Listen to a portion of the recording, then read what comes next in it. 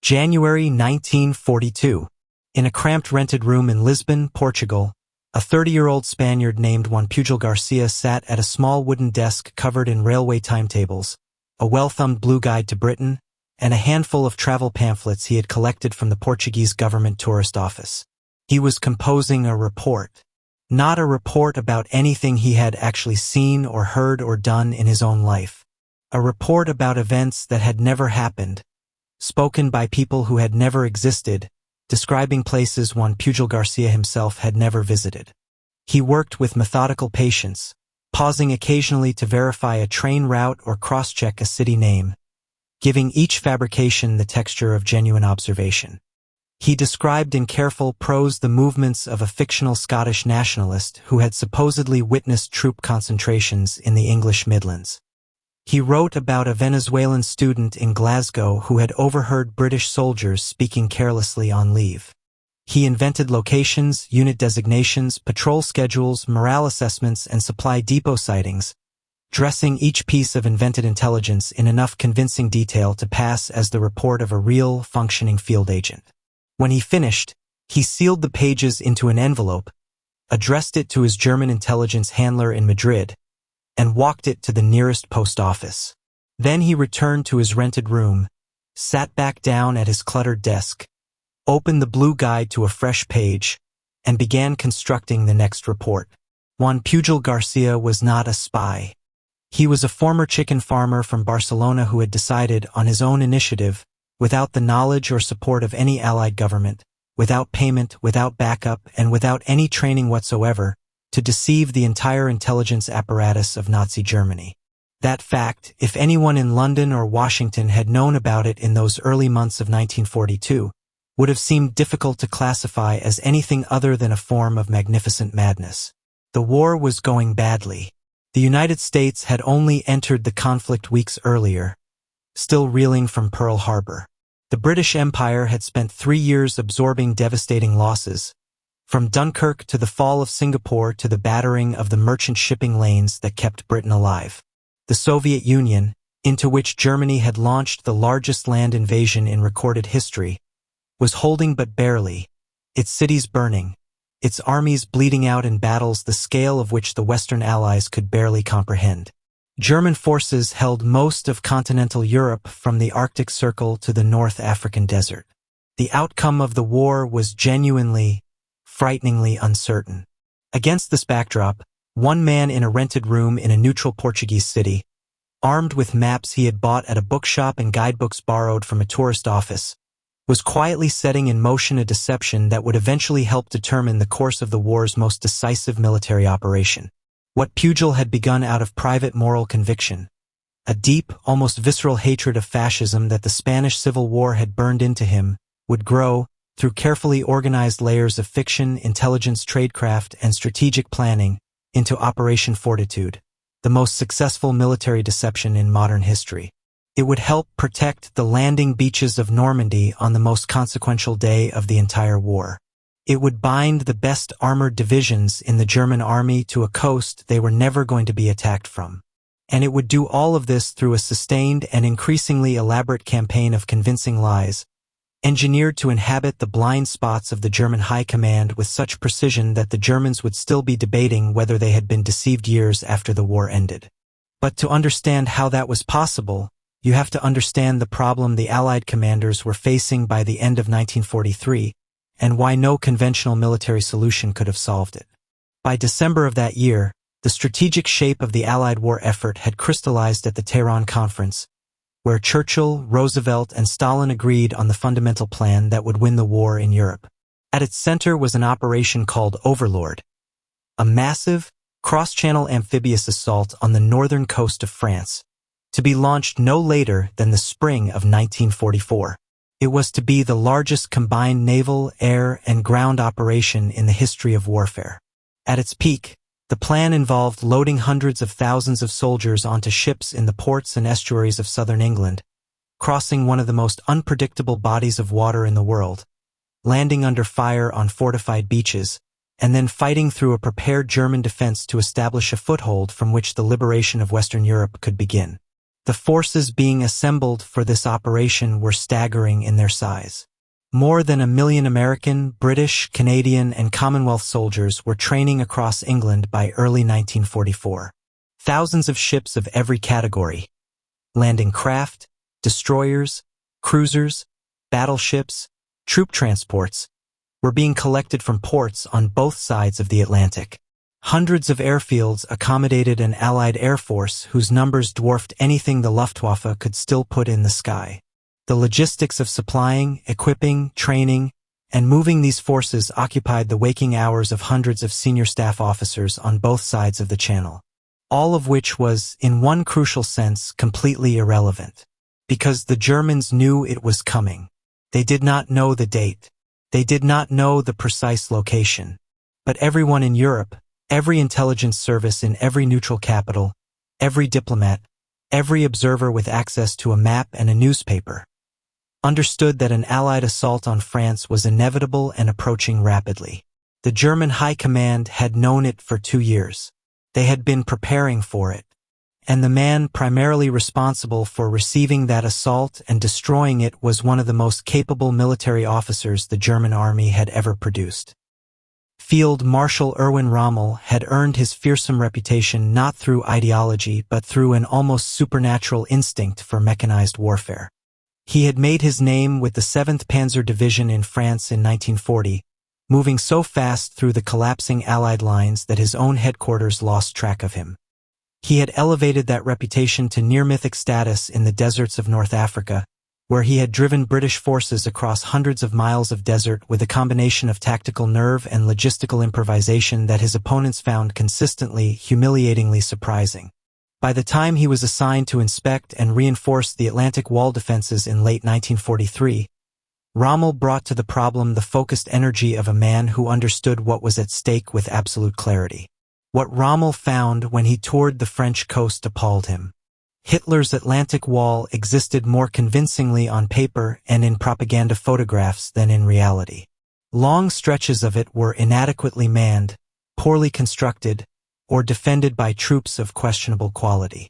The concrete emplacements that gave the wall its forbidding reputation were clustered around a handful of ports and prominent geographic features, leaving significant gaps in between.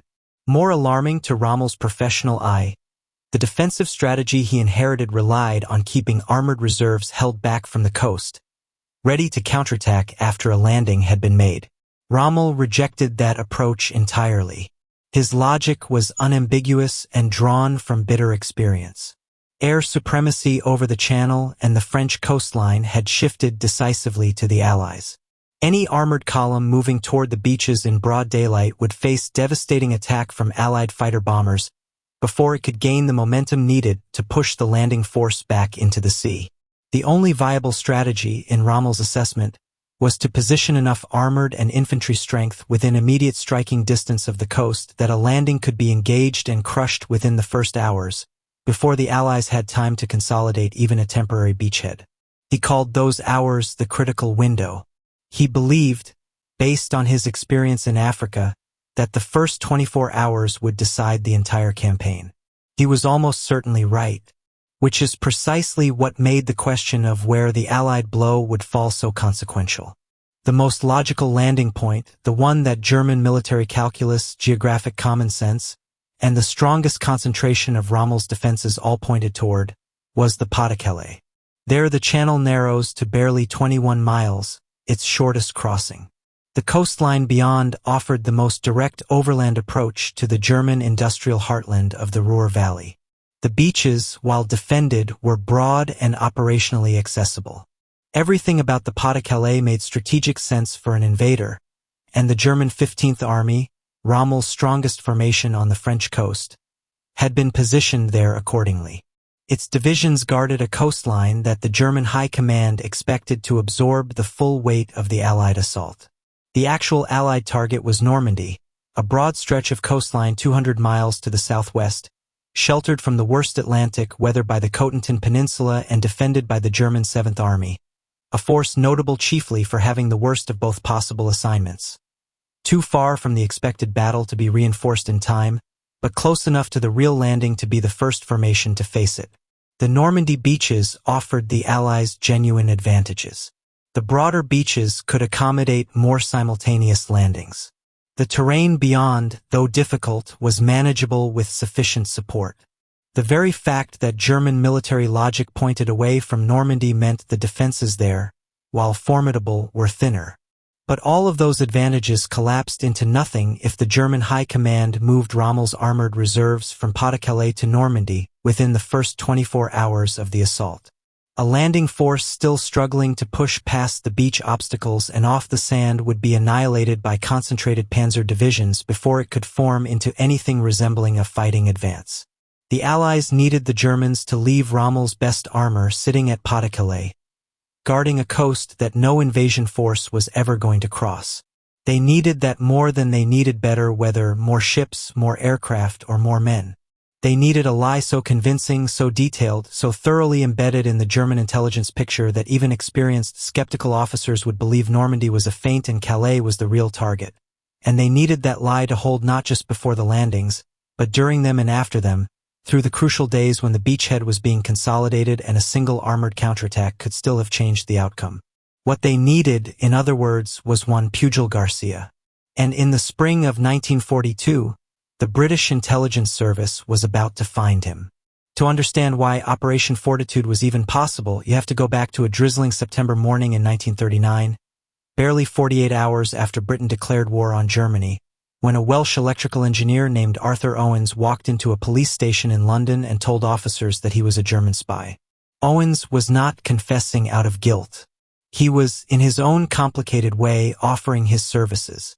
His story was the kind that intelligence officers hear once in a career and spend years afterward trying to fully understand. He had been passing low-level technical information to German intelligence since the mid-1930s, initially for money, later apparently out of a muddled conviction that he was helping both sides simultaneously, somehow occupying the space between nations where the usual moral categories did not apply. MI5, the British Domestic Security Service, had been aware of his contact with German intelligence for some time and had watched him with the particular mixture of suspicion and calculation that characterized British intelligence work during the uneasy pre-war years. When the war began and Owens presented himself at the police station, MI5 made a decision that would have consequences no one in September 1939 could have fully anticipated. Instead of arresting him and ending the matter, they took him on. They gave him a code name, Snow. They established controlled communication with his German handler. And they began feeding German intelligence, through Owens, a careful mixture of truthful and false information. Snow was not the most reliable or the most effective agent the British services would ever manage. He was erratic, occasionally dishonest with his own handlers, and the full extent of his loyalties remained somewhat murky throughout his career. But what he represented was far more important than his individual usefulness. He was the first brick in what would become the most comprehensively successful counterintelligence operation in the history of modern warfare. The operation came to be known as the double-cross system, and it rested on a premise so audacious that it took several years and several remarkable pieces of good fortune to confirm it as fact. By 1941, British intelligence had turned virtually every German agent operating on British soil into a double agent working under British control. There were no undetected German spies in Britain. Not one. Every report reaching German intelligence from their network on the British Isles was written, vetted, or approved by MI5. How this came to be requires a brief digression into the mechanics of German espionage before and during the war. The Abwehr, German military intelligence, had responsibility for human intelligence operations in Britain, and its performance was, by the standards that any competent intelligence service would apply, remarkably poor.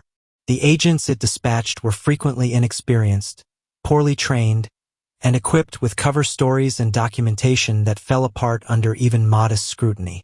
Several were arrested within hours or days of arriving in Britain, some so visibly out of place that they attracted attention before they had made a single contact.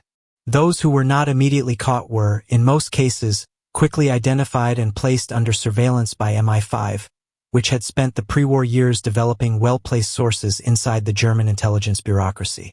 When the arrests came, MI5 faced a consistent choice. prosecute and execute or turn. The case officers who made these decisions understood that a dead or imprisoned German agent told German intelligence nothing useful. A turned agent, still apparently active, still apparently sending reports, could become something considerably more valuable. The key question, in each case, was whether the agent could be made reliable enough to trust with controlled information and whether the Germans would continue to believe in their agent's authenticity. Getting that wrong could expose the entire program. The committee established to manage and oversee the network of turned agents officially began operation in January 1941. It was known in the bureaucratic shorthand of British intelligence as the 20 Committee, named after the double cross gesture of two overlapping Roman numerals on a playing card, though everyone involved simply called it the XX Committee. Its chairman was John Masterman, an Oxford Don with a precise analytical mind, an easy authority over difficult personalities, and a manner of conducting committee meetings that somehow made the steering of a clandestine spy network feel almost like a tutorial on the history of the Peloponnesian War. Masterman believed, and would later record in his authorized history of the operation, that the XX Committee's management of double German agents was not merely a defensive counterintelligence exercise but an active strategic weapon that could be aimed at the German High Command under the right conditions. The day-to-day work of running the individual agents fell to a small team of case officers who developed working relationships with their charges that were professional without being detached, trusting without being naive. The most consequential of these officers was Lieutenant Colonel Thomas Robertson, known invariably to everyone around him as Tar, a nickname that attached to him so completely that his actual given name required a moment of conscious effort for his colleagues to recall. Robertson had a gift for managing difficult, unstable personalities, and the double agents he handled were frequently difficult in ways that complicated the task considerably.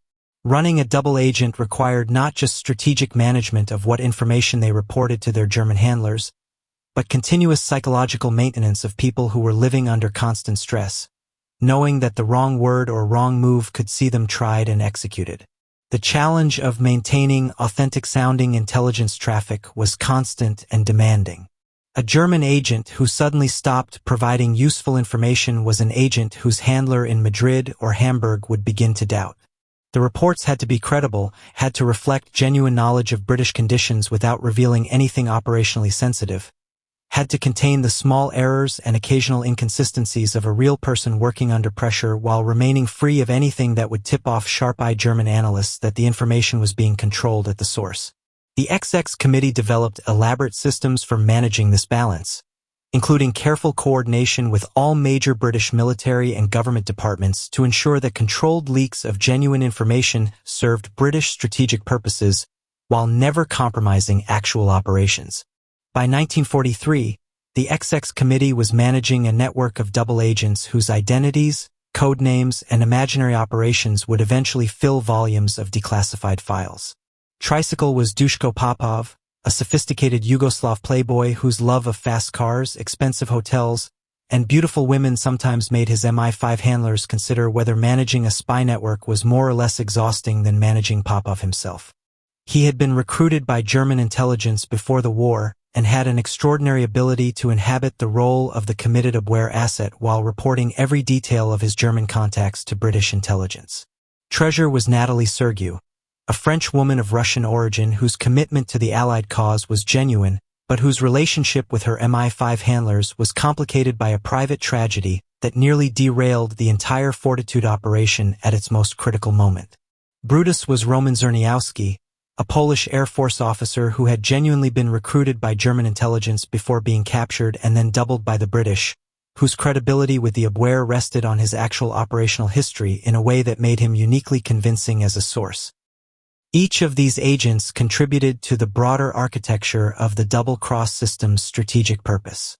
But the agent around whom the most critical elements of Operation Fortitude would eventually be constructed was someone who had not yet arrived in Britain at all when the XX Committee began its formal operations, and whose path to becoming the central pillar of the most consequential deception of the war was so improbable that had it been written as fiction, most editors would have returned it with a note suggesting the author restrain their imagination.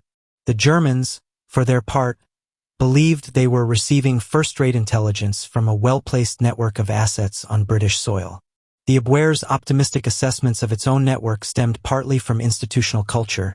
Intelligence services are rarely inclined to report to their political masters that their most expensive operations are producing worthless results, and partly from a genuine failure to imagine the scale of the penetration that had been achieved against them.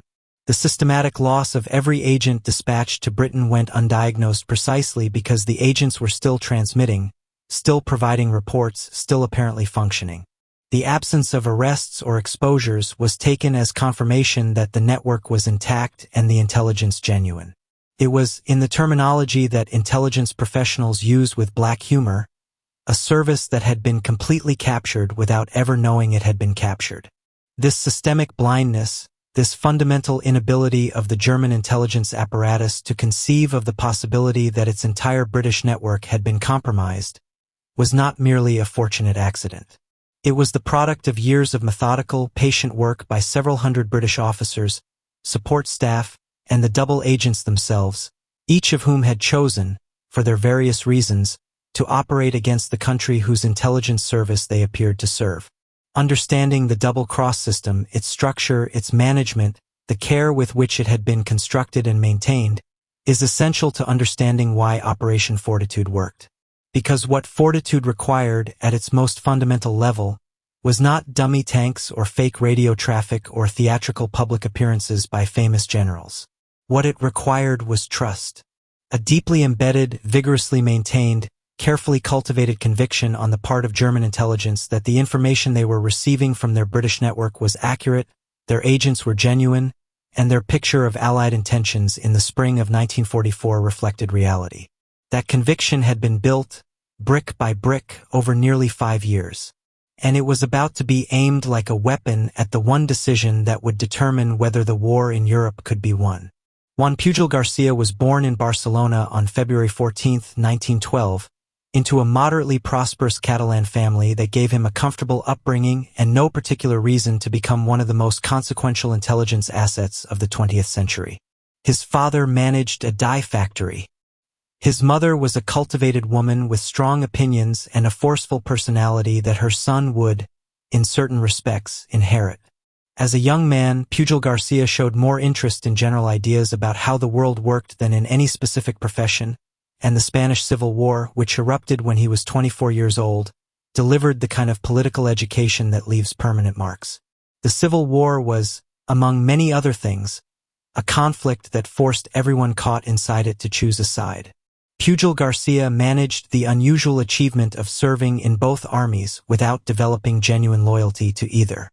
He served first with the Republican forces, not out of communist conviction but because his military service happened to begin on that side of the line. Later, circumstances and a degree of deliberate maneuvering placed him temporarily under nationalist authority. What he observed in both camps confirmed a view that would drive his subsequent decisions.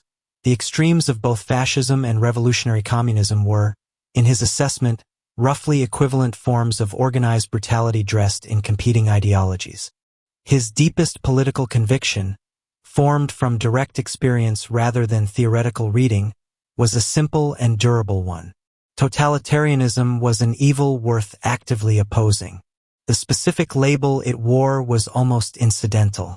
By the time the Second World War began, Pujol Garcia had settled into civilian life in Barcelona, married a woman named Araceli Gonzalez, and was operating a small chicken farm on the outskirts of the city. Spain under Franco was officially neutral but culturally and ideologically closer to the Axis powers, and the Barcelona of 1939 and 1940 was not a comfortable environment for a man whose instincts ran against the political currents of the time. When Pujol Garcia decided to act against Germany, his motivation was not adventure, financial gain, or institutional loyalty. It was the private, unambiguous moral conclusion of a man who had watched totalitarianism operate from the inside and decided he wanted no part of it. His first attempt to offer his services to British intelligence was made in early 1941 and was firmly, somewhat embarrassingly, rejected. He approached the British embassy in Madrid and proposed himself as a potential asset. The response was polite but dismissive. British intelligence at that point had no particular reason to invest time in an unknown Spanish national without obvious access to sensitive information, and its standards for recruiting new sources reflected the careful institutional caution of a service whose appetite for random walk-in volunteers was limited. Pujol Garcia was turned away. He responded to this rejection in a way that reflects the particular quality of his intelligence. Rather than abandoning the idea or approaching some other intelligence service with more immediate openings, he decided to manufacture his own credibility. If the British would not use him because he had nothing to offer, he would create something to offer. He approached German intelligence instead, but not because he wanted to help Germany.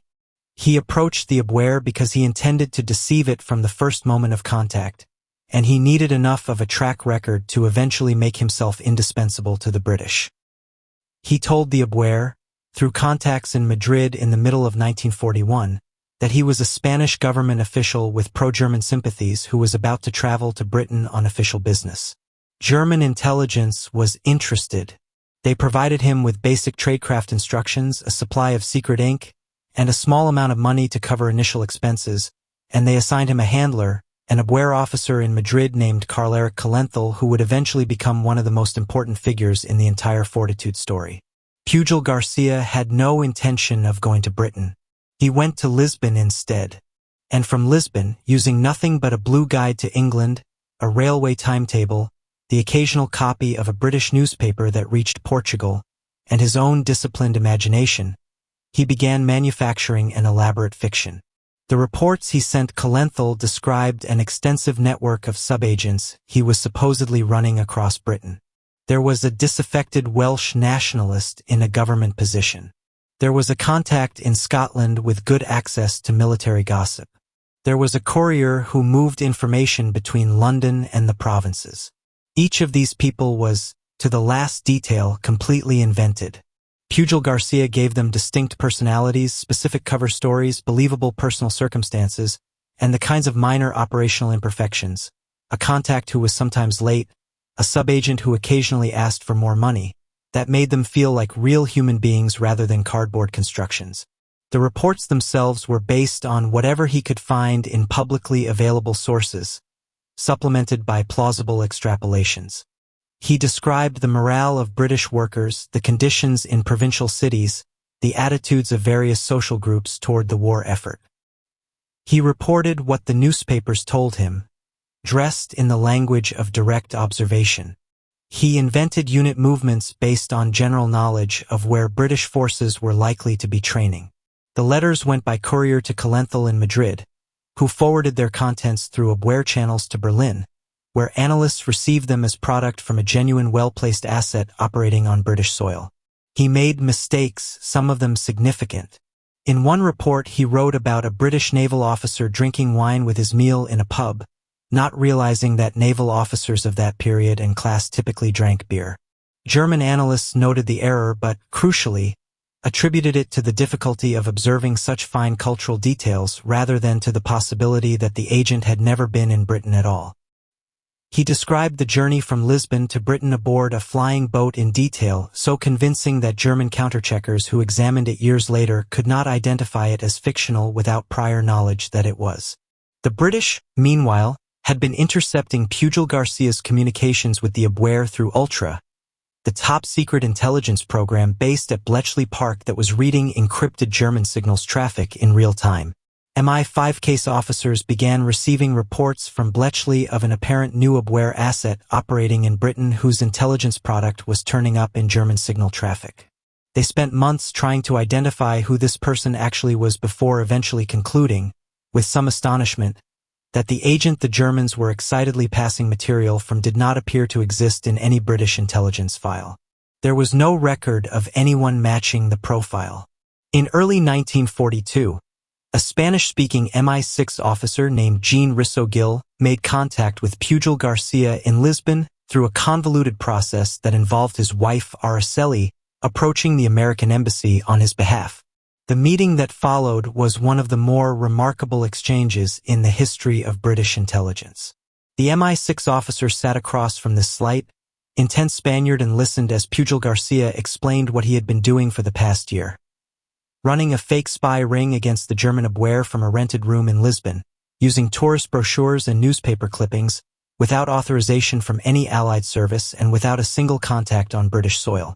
The evidence he produced to support this account included the reports he had sent, the funds he had received from German intelligence in payment for agent work that had never occurred, and a correspondence record with Calenthal that demonstrated a level of trust and operational relationship that the abwehr would not have invested in a marginal or suspect source.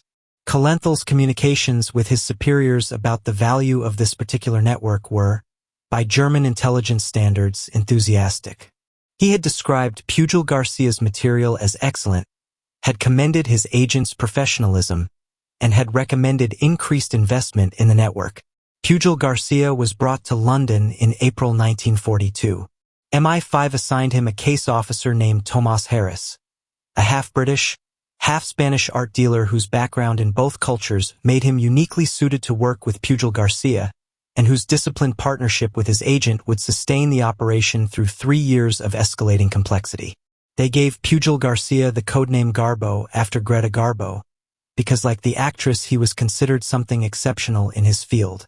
The Germans gave him a different code name, Alaric. Under MI5 direction, the fictional spy network that Pujol Garcia had invented in Lisbon was systematically expanded, refined, and given increasing operational purpose. The agents he had created from imagination were fleshed out with more elaborate backstories, more specific access, more detailed personal histories. New subagents were added to the network. A communications infrastructure was established that allowed Garbo to maintain a realistic flow of intelligence product to Calenthal without ever having to place himself in a position where any of his fictional agents might be observed or verified. German intelligence was paying for this network. Paying quite generously, in fact, dispatching cash through elaborate transfer arrangements to compensate Garbo for his operational expenses. The money went into an MI5 account. The agents it was supposedly covering continued to not exist. What Pujol Garcia had achieved through sheer private initiative was something that no amount of institutional planning could have manufactured. A spy network inside German intelligence that the Germans had built, paid for, and trusted without reservation, and which was in reality entirely controlled by the opposing side. The XX committee had worked for years to develop exactly this kind of asset. Garbo had created it alone, from nothing, through a combination of moral conviction, tactical imagination, and absolute nerve. He would need all of those qualities in the years ahead, because the role that was being prepared for him, a role that would ultimately place the success of the largest military operation in history partly on his shoulders, had not yet been conceived in its full form. But in the offices of military intelligence in London, among the small group of officers who understood what the XX committee had built and what Operations Bodyguard and Fortitude were going to require, the significance of what Garbo represented was beginning to come into focus. A man who had talked his way into the complete confidence of German intelligence using nothing but his imagination had just become one of the most important strategic assets the Allied cause possessed. In November 1943, at the Tehran Conference, Winston Churchill reportedly told Stalin that truth in wartime was so precious she must always be attended by a bodyguard of lies. It was a remark Churchill delivered with his characteristic theatrical timing, and it landed as a quip, an aphorism, a neat summation of something everyone in that room already understood abstractly. What none of the three men at that table fully grasped in that moment was how literally that principle was about to be applied, at what scale, with what intricacy, and with what result. The organizational embodiment of Churchill's bodyguard of lies was an office in London that occupied a peculiar position in the wartime British bureaucracy. The London Controlling Section had been established in 1941 to coordinate strategic deception at the highest level, to ensure that the various individual deceptions being run by different branches of the military and intelligence services were not contradicting one another, were serving a coherent overall strategic purpose, and were building toward the kind of cumulative effect that individual operations, however cleverly designed, could never achieve alone. Its head from 1942 onward was Colonel John Bevan, a quietly spoken former stockbroker whose manner suggested nothing more dramatic than a man comfortable chairing a committee, and whose actual function was to serve as the architect of the most ambitious program of organized military deception the world had ever seen. Bevan worked closely with a small team of officers whose collective expertise encompassed military planning, intelligence assessment, signals analysis, and the more intangible skill of constructing a convincing false narrative and maintaining it under sustained scrutiny. The London Controlling Section reported directly to the Chiefs of Staff Committee, which gave it both the authority and the access necessary to coordinate across the full range of British military and intelligence activities. It also gave it visibility into the Allied strategic planning process at the level where decisions about Overlord were being made, which meant its deception plans could be designed to serve the real operation at each stage of its development rather than running as parallel and potentially conflicting programs. The overall deception strategy for the period covering the Overlord operation was given the name Operation Bodyguard, a deliberate echo of Churchill's Tehran remark. Its ambition was genuinely breathtaking: to convince the German High Command simultaneously that the Allies were threatening multiple invasion points across Europe, that Allied strength in Britain was considerably greater than it actually was, that the timing of any invasion was later than planned, and that even after a landing had begun, it represented only part of a larger scheduled assault still building toward its primary blow. The scope of that strategic agenda required coordinating deceptions across the entire European theater, including threats to Norway, to the Bay of Biscay coast of France, to the Balkans via the Mediterranean, and to southern France, while maintaining the coherence and internal consistency that would prevent German analysts from identifying any single element as false. Within this structure, Operation Fortitude was the component that carried the most weight, because it was the one that bore directly on the Overlord landing itself. Fortitude was divided into two sub-operations that complemented each other geographically. Fortitude North aimed at convincing the Germans that a substantial Allied force was threatening an invasion of Norway, thereby encouraging them to keep the large garrison already stationed in Scandinavia in place rather than drawing it down to reinforce the defenses facing the Channel. Fortitude South, the larger and more complex of the two, aimed squarely at the German strategic belief that the main Allied blow against France would fall on the Pas-de-Calais, and at sustaining that belief through and beyond the actual Normandy landings. The logic behind choosing Pas-de-Calais as the fictional target was straightforward and built on genuine German military reasoning. The Pas-de-Calais was where any competent strategist looking at the map of northwestern Europe would expect an intelligent enemy to strike. It offered the shortest channel crossing, the most direct approach to Germany's industrial core, and the most operationally sensible landing terrain. German military doctrine, which assigned enormous weight to the analysis of geographic and logistical factors, strongly supported the Calais assessment. The German 15th Army, their most powerful formation facing the Channel, was positioned there precisely because German analysts had arrived at the same geographic conclusion independently. Fortitude South did not need to manufacture a threat from thin air. It needed only to confirm and reinforce a belief that the Germans had already formed from their own analysis. This distinction mattered enormously in practice. The most durable deceptions are those that play to, rather than against, the assumptions and biases of those being deceived. German military intelligence, known as the Abwehr, had spent years developing an assessment of Allied intentions that centered on the Pas-de-Calais. Abwehr reports to the High Command consistently reinforced this assessment. German signals intelligence was picking up traffic that seemed to confirm it. The political and military logic that supported it was internally consistent and well-reasoned. Fortitude South's task was to make sure that all of those confirming signals remained consistent, and to add enough additional supporting evidence that when contradictory information arrived, specifically when the landings at Normandy began, the Germans' instinct would be to discount Normandy as the diversion rather than the main event. To accomplish this, Fortitude South required a fictional army.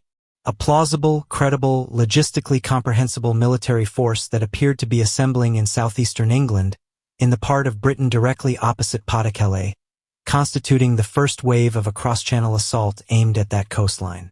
This force needed to have units the Germans could identify, a command structure they could recognize, a supporting logistics infrastructure consistent with an operation of its claimed scale, and a presence in the signals intelligence picture that matched what German analysts expected to see from a formation of its supposed size. The fictional army was given the name First United States Army Group, or FUSAG. On paper, and in the German intelligence picture it was an enormous formation, comprising multiple army-level commands, dozens of divisions, hundreds of thousands of men, and all the infrastructure that went with a major invasion force.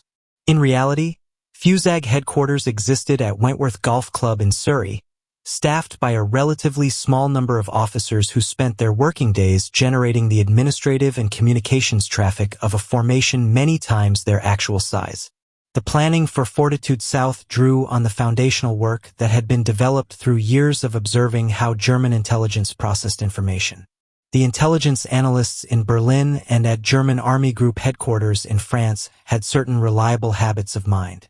They cross-referenced human intelligence reports from WWII agents with signals intelligence, with aerial reconnaissance photography, and with open-source information from neutral media.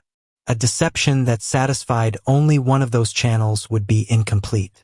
An effective deception needed to be consistent across all of them, presenting the same coherent picture regardless of which channel the analyst used to verify it.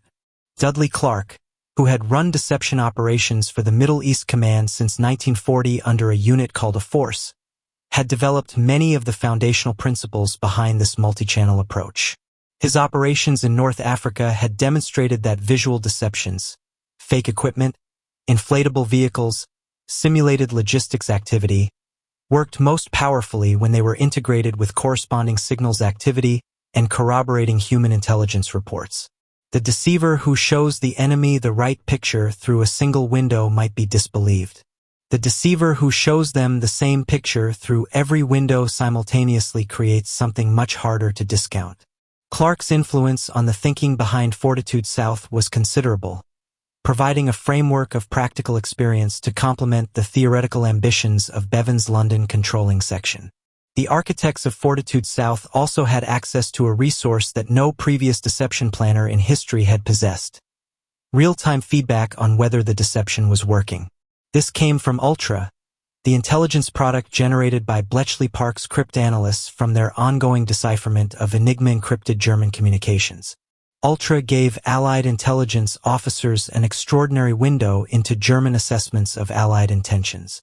Every time a German intelligence report to the High Command referenced the FUSAG formations, every time a German signals estimate described traffic patterns consistent with the fictional army group's presence in Kent and Essex, every time Hitler's headquarters telegraphed orders to retain strong forces at Pas-de-Calais against the expected assault, the officers at Bletchley were reading it.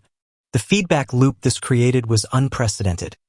Fortitude's planners could monitor whether their deception was being believed, identify which elements were most convincing, and adjust their approach when something appeared to be generating skepticism. What this feedback confirmed, with increasing clarity through the winter and spring of 1944, was that the foundations were holding. German intelligence believed in FUSAG. They believed in the Pas-de-Calais threat. They believed, based on the reporting they were receiving from their agent network in Britain, a network they did not know had been entirely compromised, that the Allied buildup in southeastern England represented the main invasion force. The London controlling section's plan was achieving exactly what had been intended. But it was one thing to build an architecture of deception on paper and another to maintain it under the sustained scrutiny of a professional intelligence apparatus. The officers managing Fortitude South understood that the plan's success ultimately rested not on the ingenuity of any single element, but on the collective credibility of all of them taken together, and on the reliability of the human agents through whom the most critical pieces of the deception were being transmitted. Of those agents, the most important by several orders of magnitude was the man the British called Garbo, the man the Germans called Alaric, and the man whose collaboration with his MI5 case officer Tomas Harris was producing the most effective individual intelligence product in the history of the entire conflict. The plan was in place. The army group that did not exist was being given life through signals, photographs, and carefully managed reports. Now it needed to be made real enough in the German intelligence picture to hold the attention of a high command that was watching northern France with the focused anxiety of men who understood that the next few months could determine the outcome of the war. The question was whether the fiction could be sustained long enough and convincingly enough to survive contact with the truth. The First United States Army Group had no troops. It had no vehicles, no artillery parks, no engineering corps, no medical units, no field kitchens, no command vehicles, and no combat capability whatsoever. What it had was a headquarters building, a large number of radio operators, a carefully managed bureaucratic paper trail, and the entire German intelligence assessment of Allied invasion readiness pointing at southeast England like an accusatory finger. Building FUSAG, constructing this fictional force in sufficient detail that it would withstand the scrutiny of German analysts reading signal intercepts, studying aerial photographs, cross-referencing agent reports, and applying their own considerable professional skepticism to the picture being presented, was one of the most technically demanding organizational challenges of the entire war. It required coordination across military planning, signals intelligence, counterintelligence, physical deception, and the management of double agents, with every element synchronized to ensure a consistent story. A single contradiction in a signal, a unit that appeared in one source but not another, an order of battle that didn't hold up against geographic logic, could introduce doubts that might unravel months of careful preparation. The structural core of FUSAG as presented to German intelligence consisted of two notional army-level formations. The 1st Canadian Army, which was a real formation but was assigned fictional subordinate units and located in the deception picture at positions that exaggerated its strength, and the 3rd United States Army, which was genuinely in the process of assembling in Britain under General George Patton's command and was assigned a fictional role in the FUSAG deception that will be addressed in the chapter to come. Around and beneath these formations, the Fortitude planners assigned a roster of divisional and corps-level units drawn from a carefully managed deception order of battle. Some wholly fictional, some real units whose genuine locations were misrepresented, all chosen and positioned to produce an aggregate picture of a force of approximately 150,000 men opposite Pas-de-Calais with considerably more in reserve and training. The signals deception component of building FUSAG was managed under the codename Operation Quicksilver, and it represented the largest signals deception operation in the history of armed conflict to that point. The basic challenge was this: a military formation of the size and complexity that FUSAG was supposed to represent generates an enormous volume of radio traffic. Administrative messages, operational orders, supply requests, weather reports, personnel transfers, coordination between units, communications with supporting air and naval formations.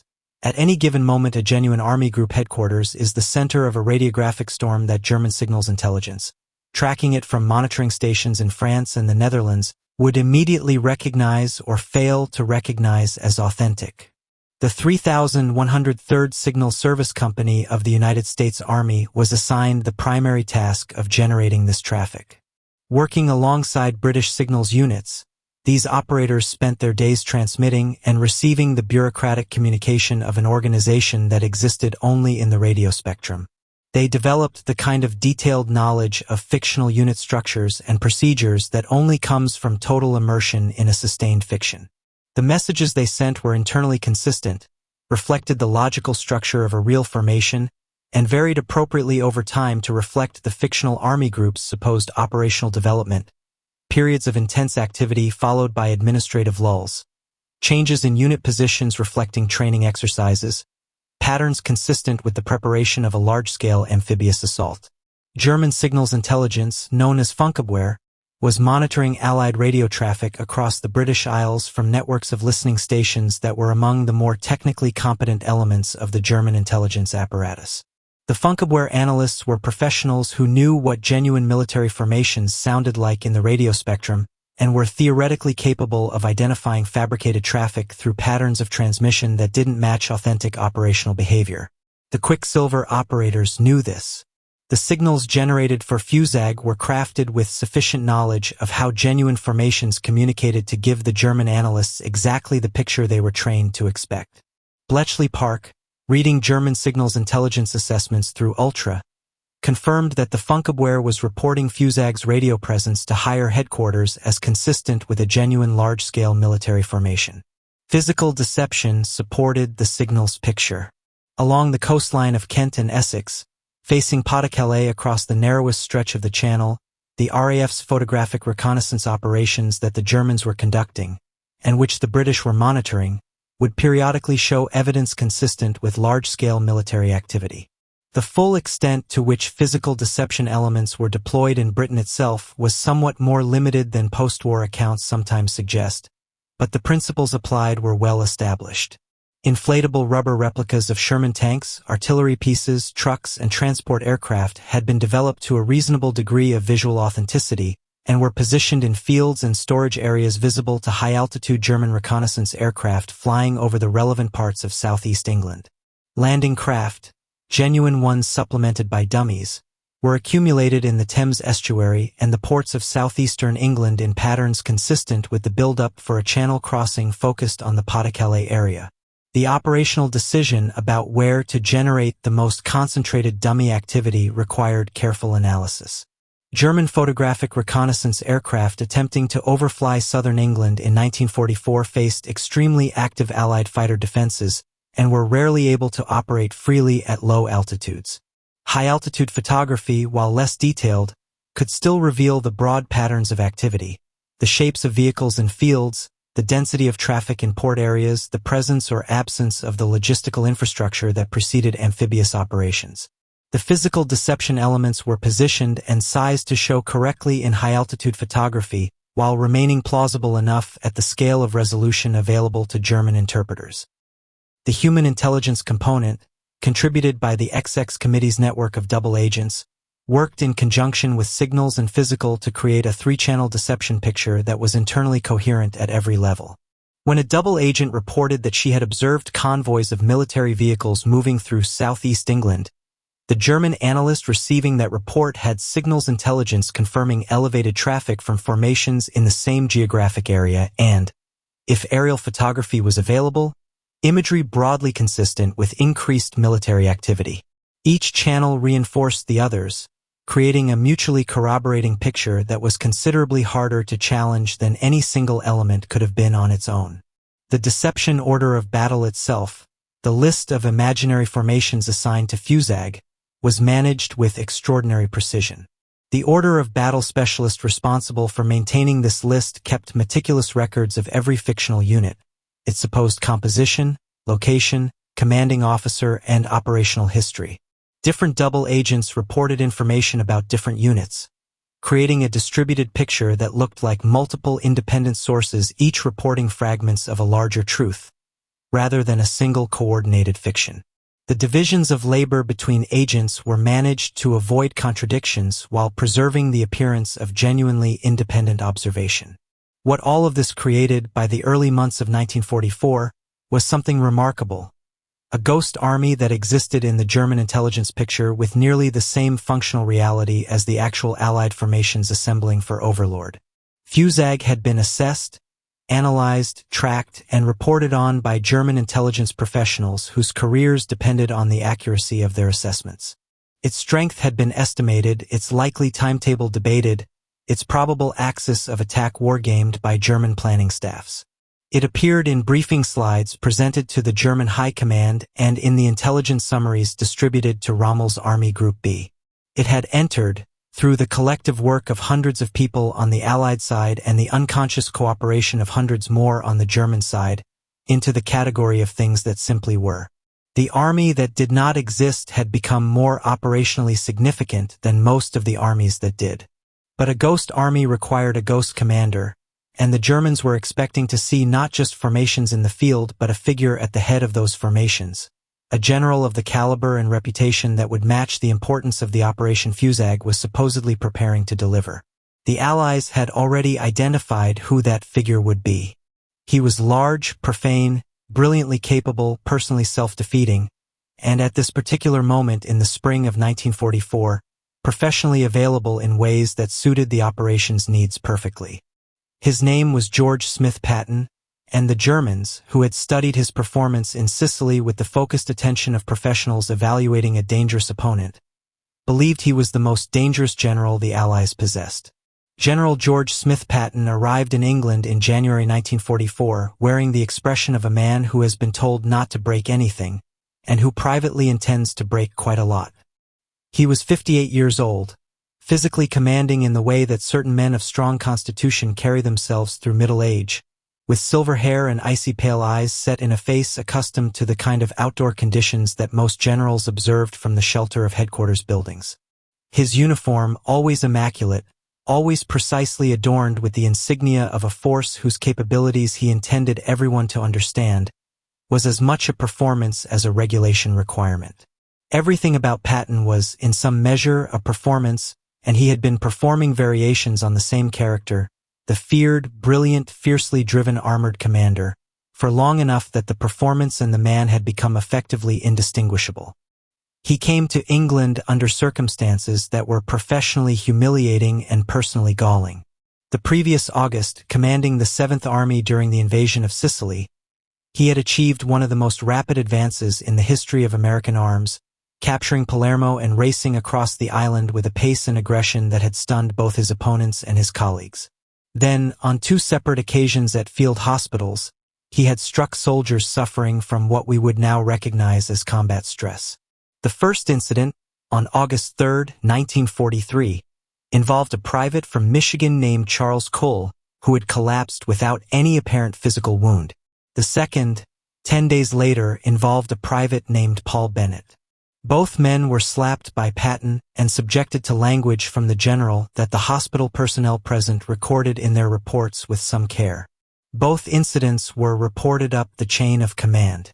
Both eventually reached General Eisenhower. Eisenhower's response was measured, private, and decisive. He dressed Patton down in terms that left no ambiguity about the severity of what he had done, required him to apologize to every unit of the 7th Army he could reach in the time available, and removed him from operational command for a period that extended through the autumn and into the early winter. By the time Patton arrived in England in January 1944, he had spent months watching other commanders fight the war he wanted to be fighting, contemplating the very real possibility that his career was effectively over, and working through the particular combination of wounded pride, genuine remorse, and barely suppressed fury that characterized his emotional life at its most turbulent. What he did not know, when he arrived in England, was that his months of public disgrace had made him considerably more valuable to the Allied deception program than he might otherwise have been. The slapping incidents had been widely reported in the American press. Once a correspondent named Drew Pearson broke the story in November 1943. They had been extensively discussed in British and American military circles, and they had reached German intelligence through the surveillance of diplomatic channels, neutral press reporting, and agent networks, producing in German assessments of Allied command arrangements a consistent conclusion. Patton was in the doghouse, his great talents temporarily suppressed by institutional discipline. He was available, and when available talent is matched with a command assignment, the logical inference is that the assignment reflects the importance being placed on that talent. In other words, when German intelligence analysts learned that General George Patton, the American commander they had assessed as the most capable in the Allied order of battle, had been given command of the largest Allied army group being assembled in Britain, they drew exactly the conclusion that the Fortitude planners needed them to draw. The most important operation demanded the best commander. FUSAG, from the German perspective, became immediately and significantly more credible the moment Patton's name was attached to it. Patton understood the role he was being asked to play, at least in outline, and his feelings about it were mixed in ways his diary makes clear. He wanted real command of a real army conducting real operations. The assignment to FUSAG was a halfway measure, professionally unsatisfying and personally frustrating, and he was not a man who concealed his frustrations well. But he was also a professional who understood the strategic logic of what he was being asked to do, and who was aware, as all senior officers at SHAEF were aware, that Overlord's success was the prerequisite for everything else, including his own eventual opportunity to fight the aggressive mobile campaign that was the expression of his deepest military convictions. His public presence in England was managed as carefully as any of the other elements of the Fortitude deception. His appearances at social events, at inspections, at the ceremonial occasions that inevitably surrounded a general of his prominence, were tracked by German agents and noted in intelligence assessments that eventually reached Berlin. He was seen in southeast England, in the geographic area associated in the German picture with FUSAG's concentration. He made speeches, some of which caused additional headaches for his handlers when their content ventured beyond what Overlord security allowed, but his presence was visible, his movements broadly consistent with what a general commanding a major formation would look like in the field. The Germans, processing this information through their intelligence channels, received a picture entirely consistent with what Fortitude South required. The best American general was commanding the largest Allied army group, located opposite Pas-de-Calais, and appeared to be preparing for an operation of major significance. German intelligence assessments from this period, later declassified, show that FUSAG under Patton was regarded by the German High Command with the specific combination of respect and concern that attaches to a force commanded by a man whose capabilities you have experienced and cannot comfortably dismiss. The irony that has attached itself to Patton's Fortitude role in subsequent histories is a genuine one. He contributed more to the Allied cause during the period when he had no operational command than most generals contribute during active campaigns. His presence in England, visible, imposing, professionally credible, was worth more to the deception than several genuine divisions would have been. German intelligence was not deceived by signals or inflatable tanks or clever paperwork. It was deceived, in significant measure, by the sight of a general they recognized and feared standing in the middle of a deception they could not see. There is also a secondary irony worth noting. Patton's personal value to the larger deception extended beyond southeast England. Part of Fortitude's strategic requirement was to create uncertainty about where he would be deployed. German planners could not simply assume that FUSAG in Kent equated to a threat only at Pas-de-Calais. Patton's demonstrated capability for rapid movement and operational exploitation meant that wherever he appeared to be building strength, the Germans had to take it seriously. His reputation was not just insurance for the Fortitude South deception but a general-purpose multiplier of Allied strategic uncertainty that complicated German planning at every level. What Patton himself could not know during those cold months in England, attending social gatherings and inspecting fictional formations and making speeches that caused his superiors intermittent anxiety, was that once Overlord succeeded, once the fiction had done its work, he would be assigned the very real command he had been dreaming of throughout his long professional purgatory. The Third Army would be activated in August 1944, and Patton would lead it through the breakout from Normandy with a speed and operational flair that confirmed everything the German assessment of him had feared. The ghost commander of a ghost army would become the real commander of the most aggressively effective armored force the American Army deployed in the Western European campaign. But that was months away. In the spring of 1944, his function was to be seen and to be believed, and to anchor the German High Command's certainty that Pas-de-Calais was where the storm would break. He was very good at being seen, and the Germans were very willing to believe. In a terraced house in the Hendon neighborhood of North London, in a small upstairs study with blackout curtains drawn against the wartime night and a single desk lamp casting a cone of yellow light across stacks of carefully organized papers, Juan Pujol Garcia and his MI5 case officer Tomas Harris worked through their correspondence with a concentration that would have looked, to any outside observer, like two men deeply absorbed in a legal brief or a financial audit.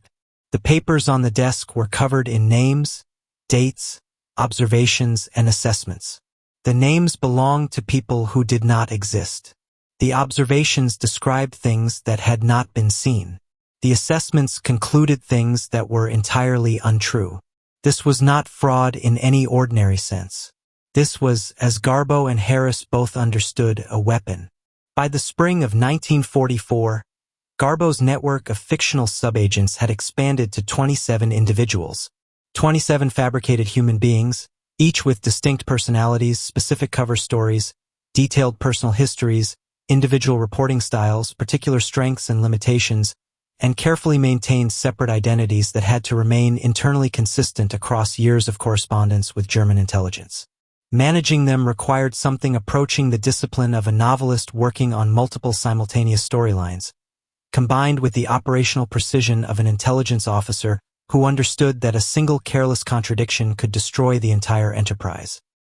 The agents occupied a range of social positions and geographic locations that gave Garbo supposedly direct access to them, and their supposed independent access to information, the plausibility of a real network reaching into corners of British life that a single individual could not monitor alone. Agent 3, known in the correspondence as the Wren, was supposedly a Welsh nationalist woman working as a courier, whose political disaffection with the British government made her willing to provide assistance to Germans she thought of, with deliberate naivety, as opponents of the English establishment. Agent 4 was a Gibraltarian waiter who had been placed in position near a significant military base. Agent 7, referred to in internal records as Carvalho, was a notional Venezuelan student whose South American connections gave him access to certain shipping intelligence. Beneath them were further subagents they themselves had supposedly recruited, creating layers of the operational structure that were consistent with how real intelligence networks grew. The individual character notes Harris and Garbo maintained for each agent were meticulous.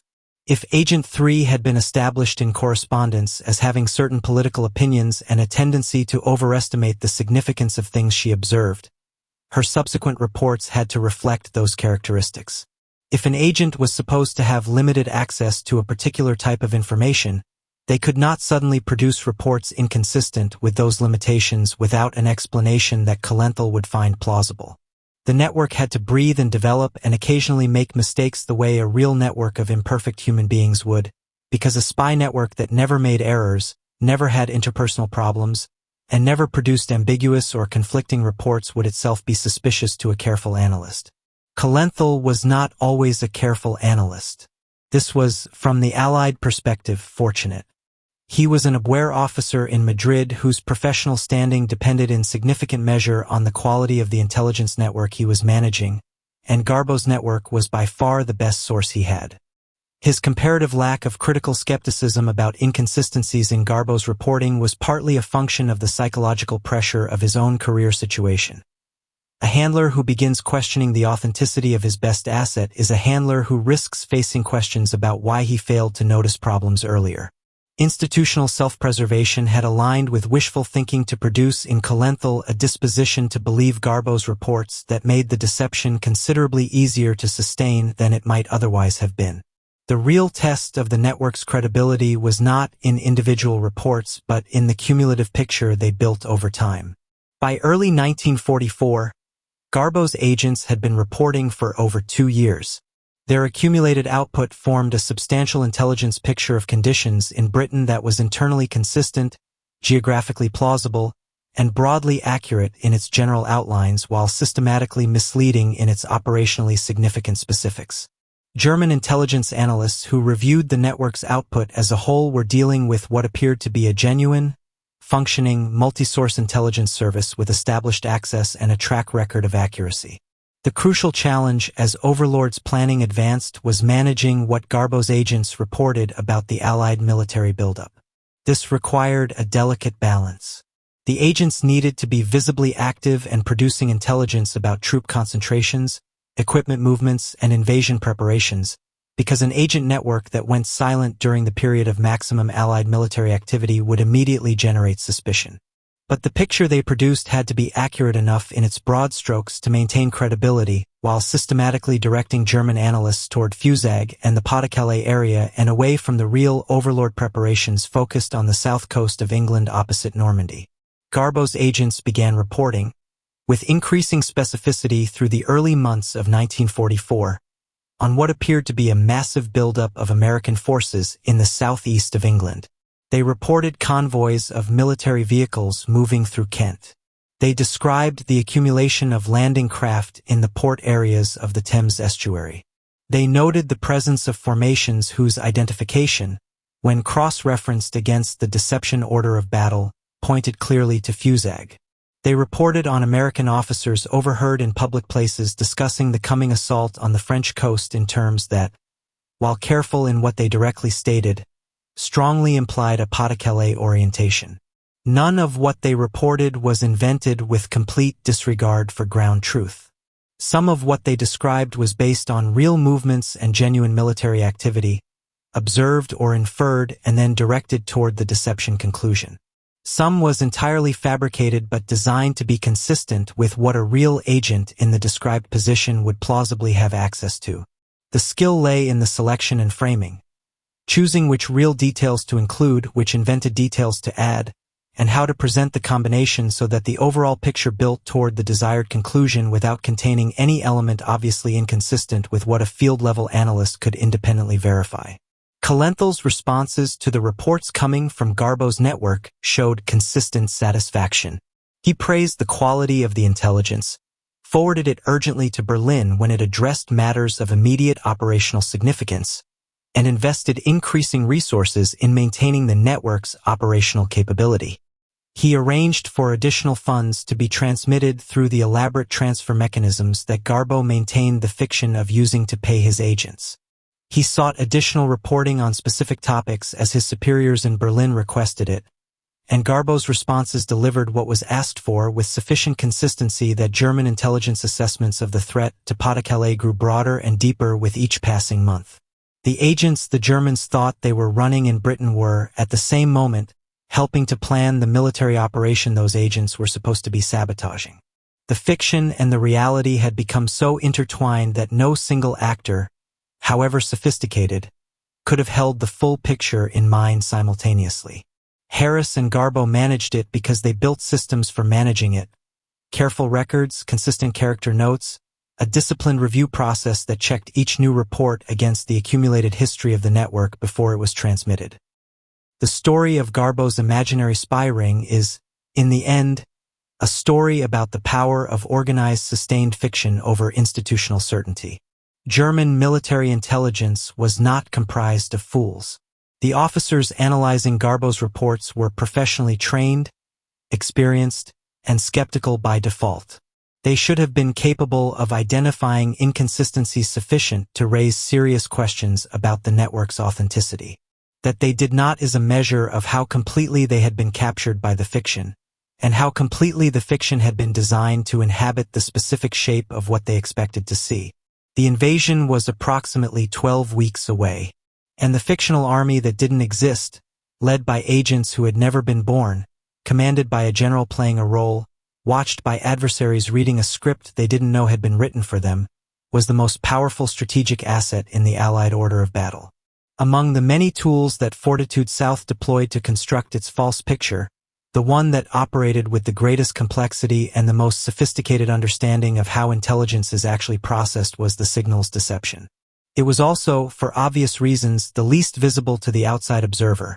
A sprawling, continuous, technically demanding operation conducted entirely in the radio spectrum, invisible to the eye but absolutely real in its effects on the assessments being written in German military headquarters across the Channel. Understanding the signals deception requires stepping back from the more dramatic elements of the story and thinking about how professional intelligence analysts actually work. When an analyst at German Army Group B received a report from an Abwehr agent claiming that a particular American division had been observed moving through a particular town in Kent, the analyst did not simply accept that claim and add it to the order of battle. He checked it. He compared it against signals intelligence collected by the Funkabwehr's monitoring stations. He reviewed any aerial photography available for the relevant area. He cross-referenced it against other agent reports covering the same geographic zone. He assessed it against the overall pattern of known Allied military activity and decided whether this new piece of information fit coherently into the existing picture or introduced uncomfortable anomalies. This process of cross-referencing and corroboration was the mechanism through which the deception had to operate. A claim that passed multiple independent channels of verification became a fact in the German intelligence picture, regardless of whether it was true. A claim that appeared in only one channel, or that conflicted with other channel data, generated uncertainty and investigation. Fortitude South signal deception needed to ensure that every significant claim being fed through the double agent network and through physical observation had corresponding support in the signals picture, so that any analyst applying professional skepticism would find their doubts addressed before they could solidify into a meaningful challenge to the deception. The 3103rd Signal Service Company generated the bulk of FUSAG's notional radio traffic, but they were part of a much larger effort that involved coordination with actual Allied units, strategic direction from SHAEF, and continuous technical monitoring of German signals intelligence assessments through Ultra. The signal picture they maintained was not static but evolved realistically over time, reflecting the life cycle of a military formation in the months preceding a major operation. Early in the period, the traffic reflected administrative matters: supply requisitions, personnel transfers, training coordination, the bureaucratic machinery of a large formation in its organizational phase. As spring 1944 advanced, The character of the traffic shifted toward operational planning, coordination between headquarters and subordinate units, liaison with naval and air planning staffs, logistics movements consistent with the pre-embarkation preparations of an invasion assault force. German Funkabwehr analysts trained to track the evolution of Allied military formations found in this traffic pattern precisely what they expected to see.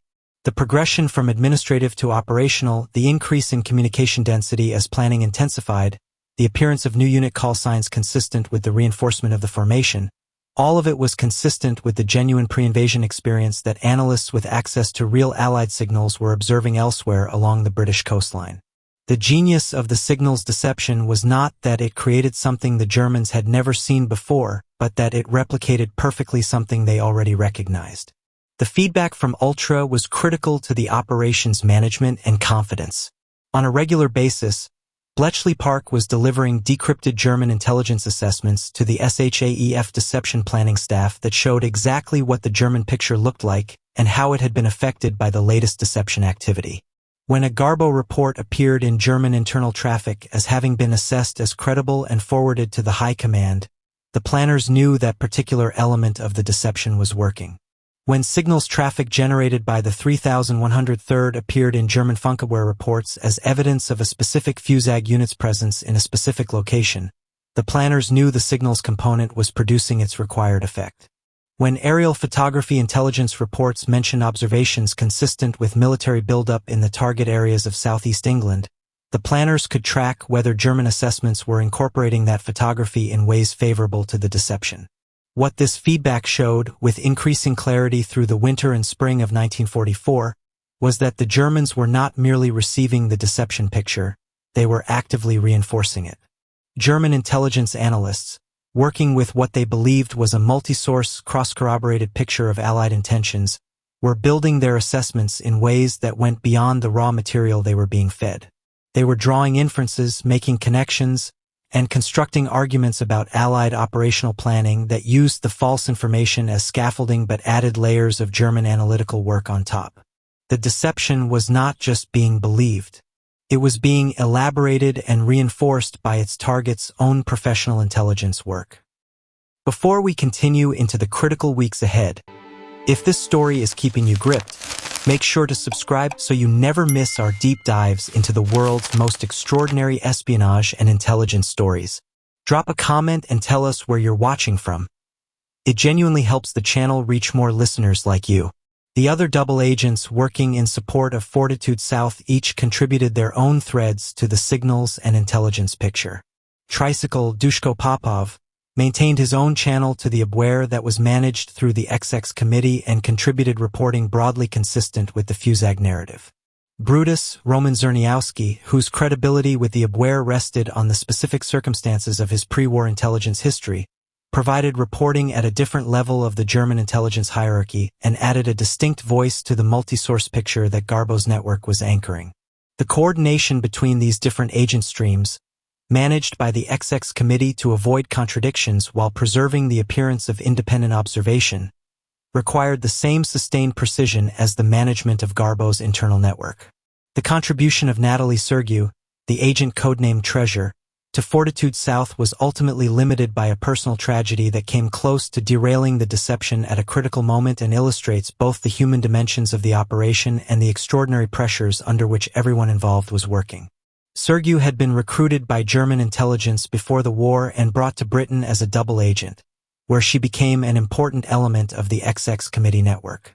While transiting through Lisbon en route to Britain, she had arranged for her small dog to accompany her on the journey. British quarantine regulations required the dog to be held, and the circumstances resulted in the animal's death. Sergiu's response to this loss combined grief with a rage directed at MI5 that produced a threat. She told her handlers that unless she was compensated for her dog's loss, she would blow her cover and expose the entire deception to the Germans. The MI5 officers managing Treasure regarded this situation with the controlled anxiety of people who understood that the deception on which thousands of lives depended was, at that moment, held hostage by a grieving woman's demand for compensation over a dead dog. They managed the situation with a combination of sympathy, firm negotiation, and strategic patience, ultimately preventing Sergiu from actually acting on her threat. But the episode illustrated something important about the nature of the entire enterprise. It was not an operation of machines or abstractions. It was an operation of human beings operating under conditions of sustained, extreme pressure, any one of whom could have made a choice at any moment that would have unraveled everything. That none of them did, that the entire elaborate structure held through months of preparation right up to the moment it was needed, is one of the genuinely extraordinary facts about Operation Fortitude. The signals deception worked. The physical deceptions were convincing. The double agents held their nerve and maintained their covers. And at the center of it all, Garbo's fictional army of 27 agents continued reporting, continued being believed, and continued building the picture that the German High Command needed to find convincing when they would soon be confronted with a landing on the beaches of Normandy and asked whether this was really the main event. They were not yet being asked that question. But the day when they would was now a matter of weeks away.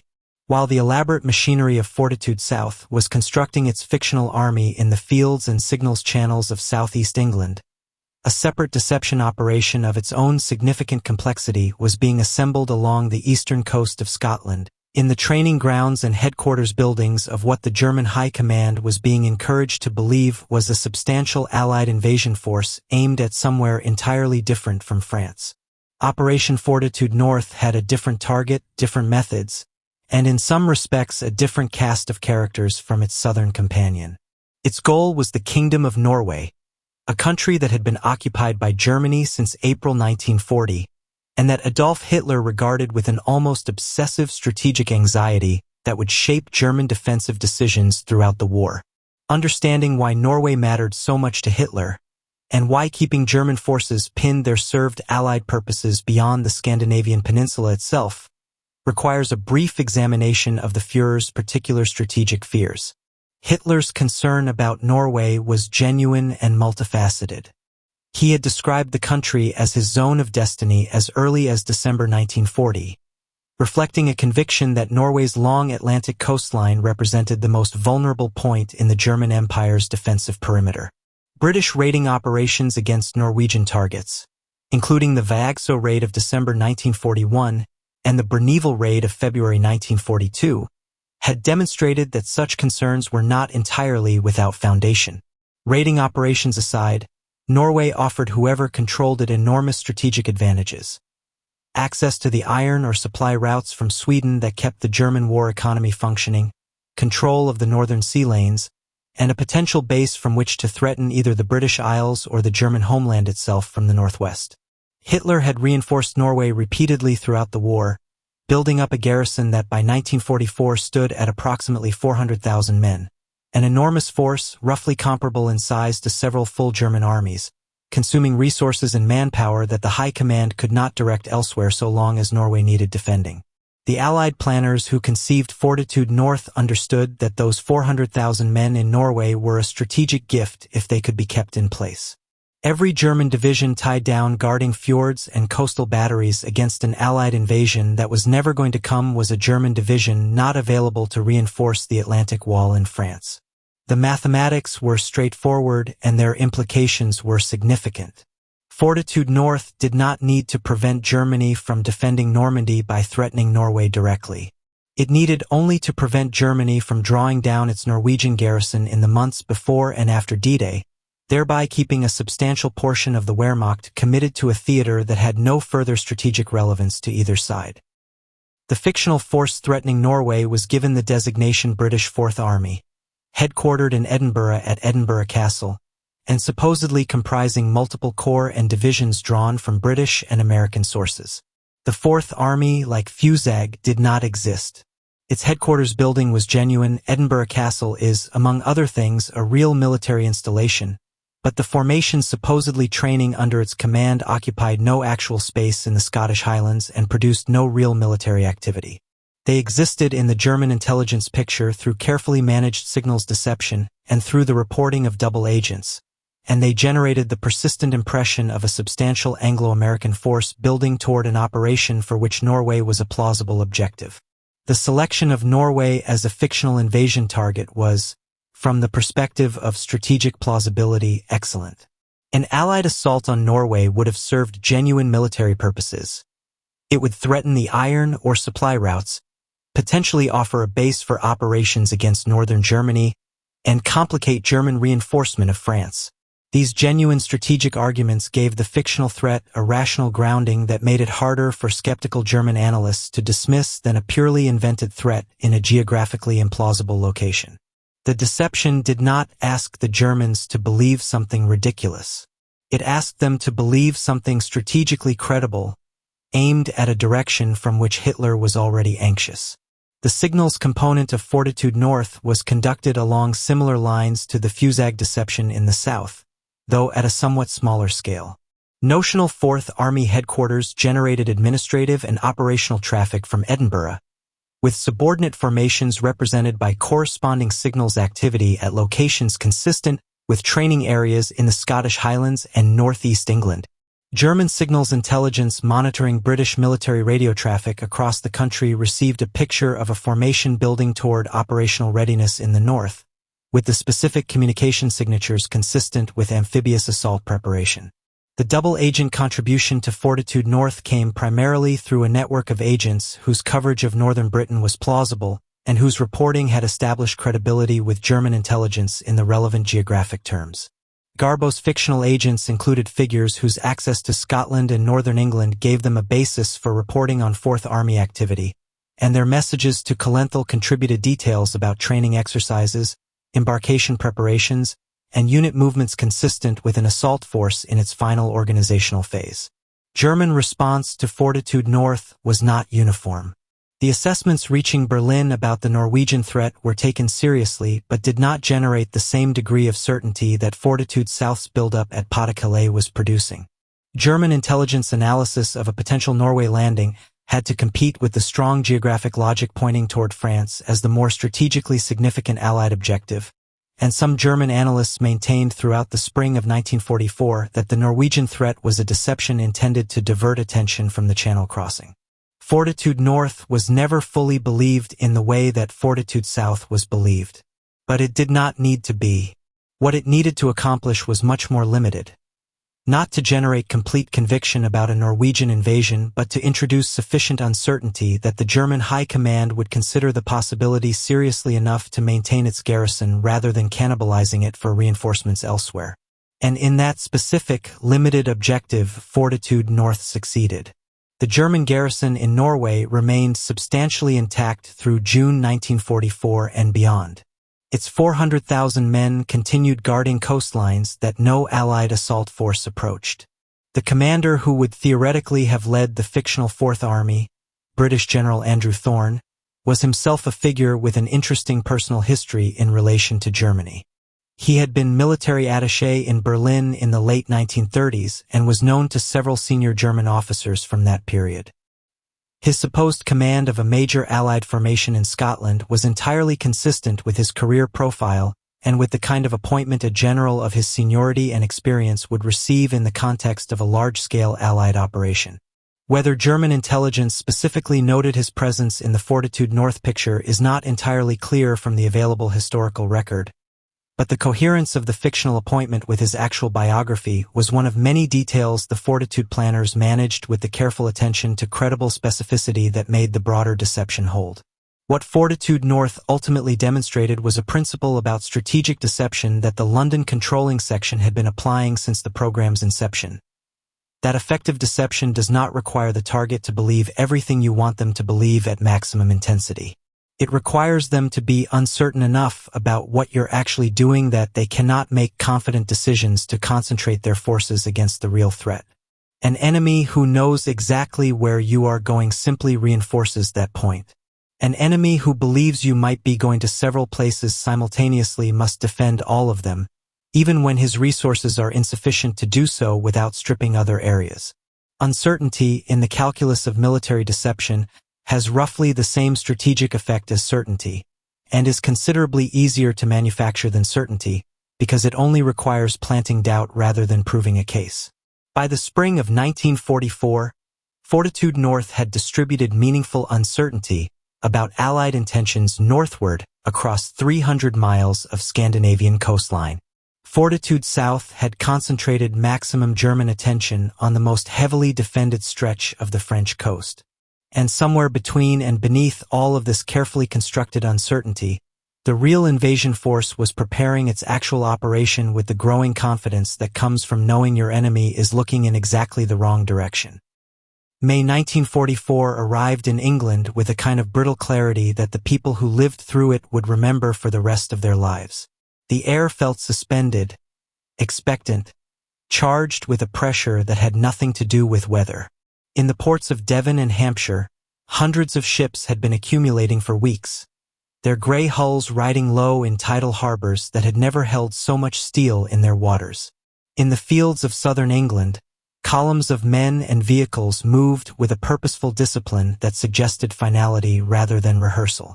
Something was coming, and every person in Britain who could read a map and a newspaper understood it, even if they could not be told the date, the location, or the precise configuration of what was being assembled. For Eisenhower and the Overlord planning staff at SHAEF, May was the month of decisions that could not be deferred. The operation was scheduled for early June, time to coincide with specific tidal and moonlight conditions that created narrow windows of days in which a landing was operationally feasible. Weather in the Channel in early June was historically variable and in some years catastrophically bad. The fate of hundreds of thousands of men and the outcome of the war was going to be hostage, at least partially, to what the meteorologists at SHAEF could predict and Eisenhower could tolerate. Within this atmosphere of concentrated preparatory pressure, the deception operation entered its final and most demanding phase. As the real Overlord preparations became visually and logistically impossible to conceal, enormous concentrations of men and equipment on the south coast of England were obvious to anyone who lived nearby, easily visible from German reconnaissance aircraft that occasionally penetrated British air defenses, and inevitably discussed in the personal letters, overheard conversations, and casual observations of millions of ordinary people. The challenge of Fortitude South shifted character. Through the winter and early spring, the challenge had been to build a convincing picture of a threat to Pas-de-Calais. In May, the challenge became something more complex, to allow the real build-up for Normandy to be visible while ensuring that German assessments of it interpreted what they saw in ways consistent with the deception. This was accomplished through a combination of information management and deliberate misdirection. The genuine military build-up on the south coast was real and could not be hidden. What could be managed was the German interpretation of it. Agent reports from double agents explained away the South Coast concentration as logistical staging for an operation whose real assault formations were in the southeast. Garbo's agents described the South Coast buildup as a secondary preparation, a support structure for the main cross-channel assault that would come from FUSAG's assembled strength opposite Calais. German analysts, who already had strong institutional reasons to believe the Pas-de-Calais was the primary target, found this interpretation broadly consistent with their existing picture and filed it accordingly. The physical deceptions also continued to play their supporting role. The dummy landing craft in the Thames estuary maintained their visible presence in photographic reconnaissance imagery. Activity in the Kent ports and training areas, some of it genuine military movement unrelated to Overlord, much of it deliberately amplified for effect, contributed to an impression of southeastern concentration that reinforced the textual reports from agents. The signals traffic from FUSAG continued to evolve in ways consistent with the formation building toward operational readiness, with communication patterns that German analysts familiar with genuine Allied signals were trained to recognize as authentic pre-assault indicators. As May deepened, German intelligence was producing assessments that showed the Fortitude South deception had penetrated to the highest levels of decision-making. Ultra-decrypts from Bletchley Park revealed that German Army Group B and the senior staff responsible for defending France had incorporated FUSAG's existence and Garbo's reporting into their operational planning as settled facts rather than probabilities requiring further verification. The 15th Army at Pas-de-Calais had been issued defensive orders predicated on the assumption that it would face the main Allied assault. Panzer reserves in France were being positioned and held with an eye toward the expected Calais crossing rather than Normandy. At OKW, the German Armed Forces High Command, the intelligence picture showing massive Allied strength building in southeast England was being briefed to senior officers as the primary strategic threat they faced. For the men and women managing the deception at SHAEF and in the intelligence services, reading these ultra reports was a strange experience. The daily confirmation that years of patient, dangerous, extraordinarily complex work had produced exactly the desired effect, combined with the understanding that the entire enterprise was about to be tested by the one thing it could not control. The moment when the landings actually happened and the Germans had to decide whether what they were seeing was the real thing or a feint. Managing Garbo's final pre-landing communications required the most delicate judgment of the entire operation. His German handler Kalenthal in Madrid was, by this point, deeply invested in Garbo's network and would be closely attentive to anything the network produced in the days and weeks before the invasion.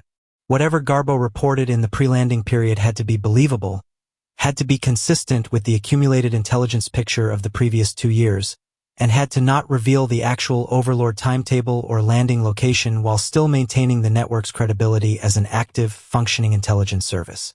The decision that was made to have Garbo attempt to transmit a warning about the imminent invasion to his German handler on the night of June 5th, hours before the actual landings began, was one of the most calculating and counterintuitive decisions in the history of intelligence management. On its face, it seems like exactly the wrong choice. Why give the enemy any advance warning at all? The answer reveals the depth of the thinking behind Fortitude's management of Garbo's relationship with Kalenthal. The request to release these formations went to OKW. Hitler was asleep when the first reports arrived. His staff, aware of his absolute prohibition on releasing Panzer reserves without his personal authorization, spent hours debating whether to wake him. Those who did not want to be the person who woke Adolf Hitler with bad news had an obvious institutional motive for delaying. By the time Hitler was awake, briefed, and presented with the request, the window in which a rapid armored counterattack could have struck the beaches in their most vulnerable morning condition had closed. But the deeper reason for OKW's initial paralysis in the face of the Normandy landing was not procedural or personal. It was the persistent, confident, intelligence-backed conviction that this was not the main event. Normandy was what the German High Command expected an Allied feint to look like. A landing at a secondary location, designed to draw reserves away from the true objective before the real blow fell at Pas-de-Calais. The intelligence picture Garbo and Fortitude South had been building for a year and a half pointed to this narrative with enormous consistency and apparent corroboration from multiple independent sources. The size of the landing, its geographic position, and its timing were all consistent with the feint hypothesis in the minds of analysts who were approaching the data with strong prior convictions. The German officers who requested the Panzer reserves were told to wait. The 15th Army at Pas-de-Calais was not moved. The armored formations in reserve were held against the larger expected blow. And on the beaches of Normandy, in the desperate chaos of a contested landing, the Allied soldiers who had been put ashore by the largest naval armada in history were given hours that they used with remarkable effectiveness, pushing up from the beaches, seizing the high ground, establishing fields of fire, bringing in more men and vehicles, and beginning the grim transformation from an assault under fire into an army capable of fighting inland. By the end of June 6th, all 5 beaches had been secured to varying depths. The Allied foothold in France was small, bitterly contested, and in some sectors still not fully consolidated. But it was real, and the decision to hold the Panzer reserves had left it unthreatened by the one weapon that might have destroyed it. By the end of June 6th, all 5 beaches had been secured to varying depths. The Allied foothold in France was small, bitterly contested, and in some sectors still not fully consolidated. But it was real. The Navy had kept its ships delivering men and material despite German artillery and air attack. The engineers had begun opening beach exits. The first field dressing stations were operating on French soil. The beachhead was not yet safe. It was simply barely alive. The first day was over. The deception's real test was still coming. In the early hours of June 9, 1944, 3 days and some hours after the landings on Normandy had begun, Juan Pujol Garcia sat down in his London study with Tomas Harris and composed the most important message of his life. What they were writing was not a warning and not a report in the ordinary sense. It was something altogether more audacious, an argument. A carefully reasoned, internally consistent, strategically coherent explanation, transmitted through the Abwehr radio channel to Calenthal in Madrid and from there to the German High Command in Berlin, for why the landings in Normandy should be understood as exactly what German military intelligence had been predicting for months.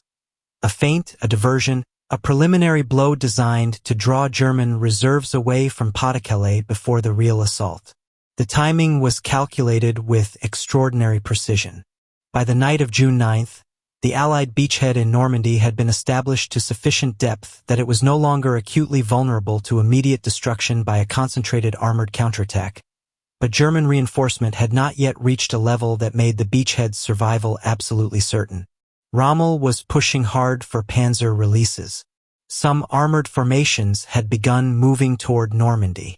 The question still hung unresolved in Hitler's headquarters. Was Normandy the main event, or was Calais still coming? Garbeau's June 9th message was designed to answer that question. Falsely. The message, as reconstructed from the historical record and the archives of the German translations that survived the war, presented a detailed strategic analysis attributed to Garbeau's agent network. The agents had been observing the movements, communications, and behavior of Allied forces in Britain with the particular focus on FUSAG's formations in the southeast of England. Based on their reporting, Garbeau was able to tell Calenthal with apparent confidence that the FUSAG formations had not yet been committed. The divisions Garbeau's agents had been tracking for months remained in their positions. Their communications traffic showed no sign of embarkation preparation. Their logistical pattern was inconsistent with force readiness for immediate deployment. On the contrary, the picture Garbeau was seeing suggested a formation that was maintaining its posture, holding in readiness, waiting for something. The conclusion Garbeau and Harris had crafted from this material was stated with the kind of measured authority that came from a source who had been consistently right for 2 years. The Normandy operation was a preliminary move in a campaign whose decisive blow was still forming. German High Command would be seriously misled if it responded to the Normandy landings by moving forces from the Pas-de-Calais region, thereby weakening the sector where the main Allied strike was still intended to fall. Garbeau advised, with the tone of an analyst who was doing his professional duty at personal risk by contradicting those who might be reaching premature conclusions, that the 15th Army should remain firmly in its positions and that any reinforcement drawn to Normandy should come from other sectors only if absolutely necessary. Calenthal received the message and, fully in character for a man who had been invested in Garbeau's network for 2 years and who needed Garbeau's continued credibility to maintain his own professional standing, forwarded it upward with his own endorsement. The message reached the German High Command at a moment when senior figures were actively debating the Normandy situation and its implications for strategic reserve deployment. Field Marshal Gerd von Rundstedt, the commander-in-chief West, had been urging the release of panzer reserves to Normandy. Rommel had been arguing that the battle to seal the bridgehead had to be fought immediately before the Allies consolidated. Both of them were, in the military assessment of the situation, correct. May 1944 arrived in England with a kind of brittle clarity that the people who lived through it would remember for the rest of their lives. The air felt suspended, expectant, charged with a pressure that had nothing to do with weather. In the ports of Devon and Hampshire, hundreds of ships had been accumulating for weeks, their gray hulls riding low in tidal harbors that had never held so much steel in their waters. In the fields of southern England, columns of men and vehicles moved with a purposeful discipline that suggested finality rather than rehearsal. Something was coming, and every person in Britain who could read a map and a newspaper understood it, even if they could not be told the date, the location, or the precise configuration of what was being assembled. For Eisenhower and the Overlord planning staff at SHAEF, May was the month of decisions that could not be deferred. The operation was scheduled for early June, time to coincide with specific tidal and moonlight conditions that created narrow windows of days in which a landing was operationally feasible. Weather in the Channel in early June was historically variable and in some years catastrophically bad. The fate of hundreds of thousands of men and the outcome of the war was going to be hostage, at least partially, to what the meteorologists at SHAEF could predict and Eisenhower could tolerate. Within this atmosphere of concentrated preparatory pressure, the deception operation entered its final and most demanding phase. As the real overlord preparations became visually and logistically impossible to conceal, enormous concentrations of men and equipment on the south coast of England were obvious to anyone who lived nearby, easily visible from German reconnaissance aircraft that occasionally penetrated British air defenses, and inevitably discussed in the personal letters, overheard conversations, and casual observations of millions of ordinary people. The challenge of Fortitude South shifted character. Through the winter and early spring, the challenge had been to build a convincing picture of a threat to Pas-de-Calais. In May, the challenge became something more complex, to allow the real buildup for Normandy to be visible while ensuring that German assessments of it interpreted what they saw in ways consistent with the deception. This was accomplished through a combination of information management and deliberate misdirection. The genuine military buildup on the south coast was real and could not be hidden. What could be managed was the German interpretation of it. Agent reports from double agents explained away the South Coast concentration as logistical staging for an operation whose real assault formations were in the southeast. Garbo's agents described the South Coast buildup as a secondary preparation, a support structure for the main cross-channel assault that would come from FUSAG's assembled strength opposite Calais. German analysts, who already had strong institutional reasons to believe the Pas-de-Calais was the primary target, found this interpretation broadly consistent with their existing picture and filed it accordingly. The physical deceptions also continued to play their supporting role. The dummy landing craft in the Thames estuary maintained their visible presence in photographic reconnaissance imagery. Activity in the Kent ports and training areas, some of it genuine military movement unrelated to Overlord, much of it deliberately amplified for effect, contributed to an impression of southeastern concentration that reinforced the textual reports from agents. The signals traffic from FUSAG continued to evolve in ways consistent with the formation building toward operational readiness, with communication patterns that German analysts familiar with genuine Allied signals were trained to recognize as authentic pre-assault indicators. As May deepened, German intelligence was producing assessments that showed the Fortitude South deception had penetrated to the highest levels of decision-making. Ultra-decrypts from Bletchley Park revealed that German Army Group B and the senior staff responsible for defending France had incorporated FUSAG's existence and Garbo's reporting into their operational planning as settled facts rather than probabilities requiring further verification. The 15th Army at Pas-de-Calais had been issued defensive orders predicated on the assumption that it would face the main Allied assault. Panzer reserves in France were being positioned and held with an eye toward the expected Calais crossing rather than Normandy. At OKW, the German Armed Forces High Command, the intelligence picture showing massive Allied strength building in southeast England was being briefed to senior officers as the primary strategic threat they faced. For the men and women managing the deception at SHAEF and in the intelligence services, reading these ultra reports was a strange experience. The daily confirmation that years of patient, dangerous, extraordinarily complex work had produced exactly the desired effect, combined with the understanding that the entire enterprise was about to be tested by the one thing it could not control. The moment when the landings actually happened and the Germans had to decide whether what they were seeing was the real thing or a feint. Managing Garbo's final pre-landing communications required the most delicate judgment of the entire operation. His German handler Kalenthal in Madrid was, by this point, deeply invested in Garbo's network and would be closely attentive to anything the network produced in the days and weeks before the invasion.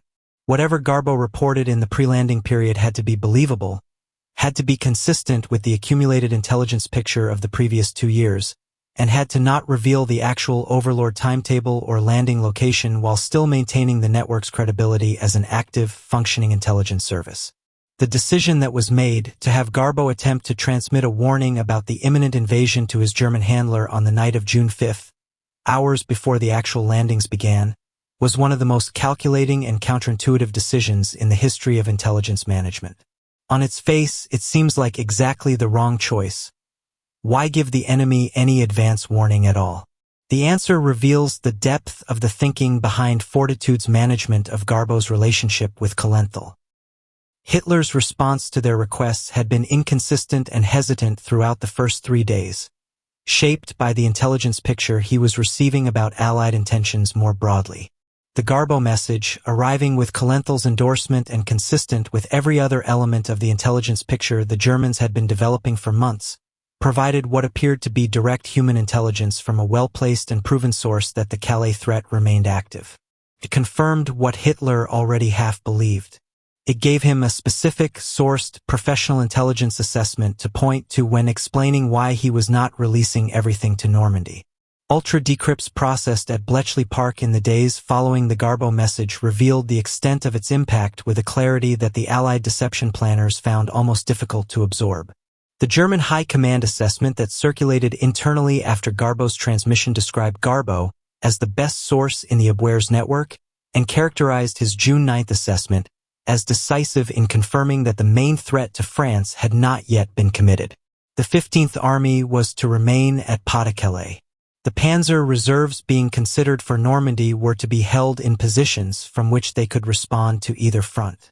The strategic reserve, including the 1st SS Panzer Corps, was not to be released for commitment in Normandy until the Calais situation had been definitively resolved. What the Allied deception planners were reading in their decrypted German signals traffic was the best possible outcome they could have hoped for. The enemy high command at the critical decision point had chosen the wrong answer, guided by an intelligence picture that had been systematically manufactured for 18 months and was still functioning at the exact moment it was needed most. The human cost of what that intelligence picture was protecting was, in those days, being counted on the beaches and in the hedgerows of Normandy. Omaha Beach had cost the Americans thousands of casualties on June 6 alone. The British and Canadians fighting through the Bocage country south of the beaches were encountering the particular misery of fighting through terrain that had been optimized by geography and agricultural history for defensive warfare. Every day the panzer reserves were held at Pas-de-Calais was another day the Allied forces in Normandy had to absorb brutal German resistance without facing a concentrated armored assault aimed specifically at the beachhead's destruction. The German officers at OKW who read Garbo's message and forwarded it to Hitler had done exactly what the Fortitude planners had engineered them to do. Faced with conflicting pressures, the genuine military emergency in Normandy and the persistent, apparently well-sourced intelligence about an undeployed FUSAG still threatening Calais, they had resolved the ambiguity in the direction that Fortitude's accumulated architecture of deception had laid out for them. The path of least resistance in the German intelligence picture ran through the conclusion that Normandy was the feint, and so they took that path. Garbo could not know what his message meant in those terms. He knew it in the abstract. He understood that the survival of the beachhead was the outcome the deception was protecting. But the direct connection between the words he and Harris had constructed in a London study and the breathing room being purchased on blood-soaked French roads required a kind of moral accounting that no one involved would fully complete until long after the war had ended. What he did know almost immediately was that he had been believed. Kalenthal's responses in the days following the message showed a man whose confidence in his agent had been drastically elevated rather than shaken. Here was the agent who had been trying to warn Germany on June 5th, who had been ignored or delayed in getting his information through, who had now produced a strategic assessment validated by subsequent events. An agent whose credibility had just been enormously strengthened at the moment when that credibility was most needed. The deception was still running. The panzer reserves were still sitting at Pas-de-Calais. And in the fields and lanes of Normandy, the Allied army was doing what it needed to do with the time Operation Fortitude had bought it. The days that followed D-Day were the most dangerous period the Normandy beachhead would face until the Allied breakout in late July. The initial assault had succeeded in putting forces ashore and keeping them there, but the shallow bridgehead, a narrow strip of French territory backed against the sea, measured in miles of depth at certain points rather than tens of miles, was not yet secure in any sense that allowed confident prediction of its ultimate survival. The German forces in Normandy had not collapsed. They had been pushed back and were reorganizing. The question of whether they could mount a concentrated armored counterattack powerful enough to drive the Allies back into the sea remained operationally open for longer than post-war histories of D-Day sometimes suggest. The Allied command on the Normandy beaches was working under conditions that tested every aspect of their operational planning. Resupply across open beaches was subject to weather, to the ongoing pressure of German air and naval interdiction, and to the logistical constraints of moving quantities of material that no beachhead operation had previously attempted to sustain. Field commanders at every level were dealing with the particular tactical difficulty of the Norman bocage, the dense network of hedgerows, sunken lanes, and enclosed fields carved by centuries of agricultural use into terrain that provided extraordinary natural defensive positions for an opponent who had had time to prepare them and knew them intimately. Every hedgerow was a potential fortress. Every sunken lane was a potential kill zone. Progress was measured in hundreds of yards paid for in casualties that accumulated faster than most planners had projected. What was protecting this fragile enterprise from the one form of German military power capable of threatening it most directly was Garbo's message and the reinforcing architecture of Fortitude South still functioning behind it. The 1st SS Panzer Corps, comprising some of the most capable armored formations in the German order of battle, remained in the area of the German 15th Army sector. Ultra-intercepts retrieved at Bletchley Park in the days and weeks following June 6 showed with remarkable consistency that the German High Command was processing its Normandy situation in terms that reflected an ongoing conviction that the real Allied blow had not yet fallen. The specific language in German High Command communications, as decoded at Bletchley and circulated to senior Allied commanders, showed a military bureaucracy struggling to reconcile what it was actually seeing in Normandy with what its intelligence picture told it to expect. Reports from Normandy described an Allied operation of growing scale and tenacity. Reports from intelligence sources, Garbo prominent among them, described FUSAG still assembled and apparently preparing for action in the southeast of England. German analysts attempting to reconcile these two inputs found the most internally consistent explanation was the one Fortitude South had engineered them to find, that Normandy was a genuine but secondary operation, and that a force of at least equivalent size was still building toward its own commitment opposite Pas-de-Calais. As late as mid-July 1944, over 5 weeks after D-Day, ultra-decrypts revealed that Hitler had instructed his commanders in France to treat the possibility of a second landing at Pas-de-Calais as an ongoing operational reality. The 15th Army, which had spent D-Day and its aftermath watching the English Channel from positions that were never attacked, was still being held in its defensive posture. Its 19 divisions, constituting the most powerful German formation in France, had contributed almost nothing to the defense of Normandy precisely because of Garbo's message and the broader Fortitude South architecture that message had been reinforcing. Rommel's requests for armored reinforcement during this period paint a picture of a commander who understood the military situation in Normandy with frightening clarity and was being systematically denied the tools he needed to address it. His communications to OKW in the weeks after D-Day document repeated increasingly urgent requests for the armored formations sitting at Pas-de-Calais. He needed the 1st SS Panzer Corps. He needed Panzer Lehr.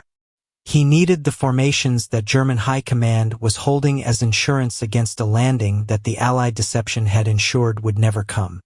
He got portions of what he asked for, piecemeal and late, in quantities that were sufficient to maintain the grinding defensive battle in Normandy but insufficient to mount the kind of concentrated armored counterattack that might have changed the campaign's outcome. Each time a German panzer division or armored corps was moved from reserve to Normandy, it arrived in conditions that progressive Allied air power made increasingly costly. The fighter-bomber campaign over northern France made daylight movement of armored columns extraordinarily dangerous. German commanders moving their formations to Normandy had to do so primarily at night, in stages under air cover that no longer reliably existed in the quantities they needed. The armored formations that should have struck the Normandy beaches on June 6 or June 7 were instead dribbling into the battle over several weeks, arriving burned and reduced by air attack before they even made contact with Allied ground forces. All of this created, for the men fighting in Normandy, a brutal but survivable situation. The Allied forces were taking casualties at rates that troubled their commanders and generated political pressure at home. The British and Canadians around can fought through some of the most intense armored combat of the entire Western European campaign. The Americans in the bocage west of can paid a blood price for every field and every lane that their supply lines and their air superiority required them to secure. But the battle was being fought and won. The beachhead was holding, And the thing that made the beachhead capable of holding, the absence of a concentrated armored counterattack in the first critical days, the continued distraction of the German High Command by a threat that existed only in the intelligence picture Fortitude South had manufactured, was doing its work without the soldiers in the fields knowing it existed. The deception was not a bloodless solution. It did not prevent the combat in Normandy or save every life that was lost there. What it did was preserve the margin. The difference between a landing that succeeded and a landing that was driven back into the sea was measured in hours, in the commitment or withholding of specific armored formations, in the decision-making of a German high command that had been systematically misinformed about the most important military question it faced. That margin was what Fortitude South had bought. It was what Garbo had bought. And the Germans, reading their intelligence picture and seeing a coherent story that their own professional analysis had helped construct, continued to hold their best forces waiting for a blow that would never come. The fictional army was still doing its work. The ghost formations of FUSAG were still drawing German attention. And in his London study, Juan Pujol Garcia continued writing messages to a handler who trusted him completely, in the service of a country he had offered his services to before that country had any reason to want them, for a cause he had decided was worth his complete commitment before anyone had asked him to make that commitment. His most dangerous work was done. But the story was not yet finished, and neither was the cost of the war he had helped to bend in a particular direction. The fiction of FUSAG could not hold forever. Like all fabricated things subjected to the sustained pressure of reality, it had to accumulate inconsistencies, and those inconsistencies had to eventually aggregate into a picture that even the most credulous German intelligence analyst could not indefinitely ignore. The question was never whether Fortitude South would ultimately be recognized for what it was, but whether it would hold long enough to serve its purpose. And the answer it delivered, confirmed by the operational outcomes of the campaign that it had made possible, was emphatically yes. Through July 1944, the deception continued functioning at a reduced but operationally meaningful level. Garbo's reports continued asserting that substantial FUSAG formations remained uncommitted in England. The signals picture that Quicksilver maintained continued to suggest a formation that had not yet been deployed. German intelligence assessments continued treating the possibility of a Pas-de-Calais landing as real enough to factor into operational decisions. The 15th Army did not move. Its commanders continued sending planning assessments to OKW that included Calais defense scenarios as a current operational priority rather than a historical precaution. But the Normandy beachhead was growing. Through June and into July, Allied forces had transformed the initial tenuous foothold into an established military presence on French soil that was receiving daily reinforcement, accumulating strength, and preparing for the kind of breakout offensive that Rommel had feared and tried to prevent being given the chance to mount.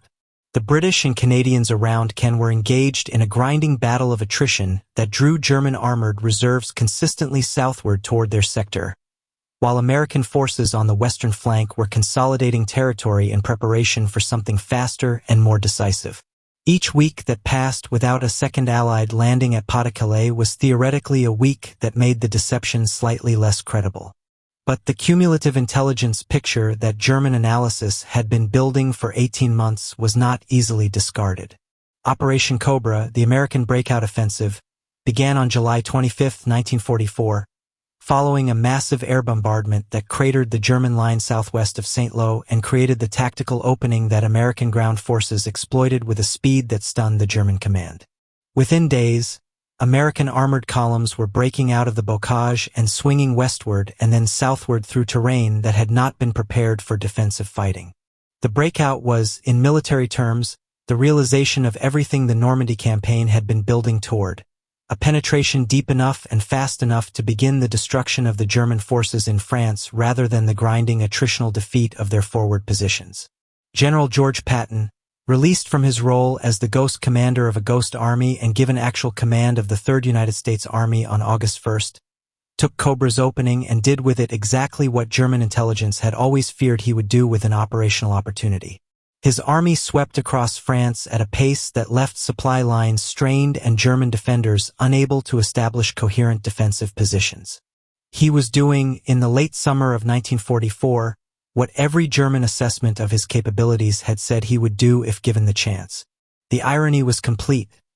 The general they had been watching in Kent, commanding an army that didn't exist, was now commanding a real army doing real damage, and the forces that should have stopped him were scattered, reduced, and already too far from where they needed to be. The German position in France collapsed with a speed that surprised even the Allied commanders planning the exploitation. The 15th Army, which had spent June and July guarding the Pas-de-Calais against an assault that never came, began moving formations toward Normandy in late July, but into a situation that was already beyond the point where their arrival could stabilize the front. Units that had been stationed at Calais since before D-Day were marching into battles in which the operational initiative had shifted decisively and irrevocably to the Allied side. The fortress of German occupation in France, built over 4 years and defended with all the genuine professionalism that the Wehrmacht brought to its best work, was being dismantled at a rate that made the specific date it would be complete a matter of planning rather than doubt. Paris was liberated on August 25, 1944, when Free French armor under General Philippe Leclerc entered the city to scenes of celebration that photographic and film documentation has embedded permanently in the collective memory of the war. The liberation of Paris was, among other things, an emblem of what Overlord's success had made possible: the recovery of Europe's moral center from an occupation that had stripped it of the dignity to which the lives of its citizens were entitled. It was, on another level, a moment that made visible to the world something that the Normandy landings and the campaign that followed them had achieved at enormous cost and against genuine uncertainty. The complete deactivation of the Fortitude South deception structure came gradually through the late summer and autumn, as FUSAG's fictional formations were progressively notionally transferred to France or stood down, and as the German intelligence picture was overwhelmed by the actual events of the campaign to the point where maintaining the fiction served no further strategic purpose. Garbeau's active reporting for the purposes of Allied operational deception wound down by the winter of 1944, though his channel to Colenthal remained technically open for some time. The XX Committee, whose network of double agents had underpinned the entire enterprise, began managing its assets toward post-war purposes. Some maintained for ongoing intelligence collection, some quietly stood down, all processed through the complex administrative machinery of wartime intelligence management. For Garbeau and Harris, the end of active operational duty carried a particular weight. Their partnership had lasted from April 1942 to the final months of the European War. Nearly 3 years of sustained, daily, high-stakes collaborative fiction writing, intelligence management, and psychological maintenance of a relationship with German intelligence that had demanded their complete concentration without interruption. The product of their work was not visible in any single dramatic moment, but in the campaign outcome it had helped shape. The FUSAG deception had not won the war. The Allied soldiers, sailors, and airmen who crossed the Channel on June 6 and fought their way through Normandy had done that. But the deception had changed the odds at a moment when the odds had looked terrifyingly balanced, and that change had been enough. Colenthal, the German handler who had trusted Garbeau so completely and forwarded his reports with such consistent endorsement, reportedly wept when he eventually understood the extent to which he had been deceived. The professional investment of years, the career he had built partly around the standing of Garbeau's network, the confident assessments he had forwarded to his superiors, all of it had been based on fiction he had accepted as reality and helped to elevate to the level of strategic significance. By the war's end, he was a ruined intelligence officer in a ruined country, the ultimate losing party in a relationship that had never been what he believed it was. The war in Europe ended on May 8, 1945, with Germany's unconditional surrender. Operation Fortitude's role in that outcome, the deception that had made D-Day survivable, that had held the best German armor away from Normandy in the critical hours and days, that had given the beachhead the time it needed to become undeniable, was classified and would remain so for decades. The people who had carried it out returned to lives that were not allowed to include the story of what they had done. Except that it was their story, and reality, as it tends to, eventually found ways to bring it back to light.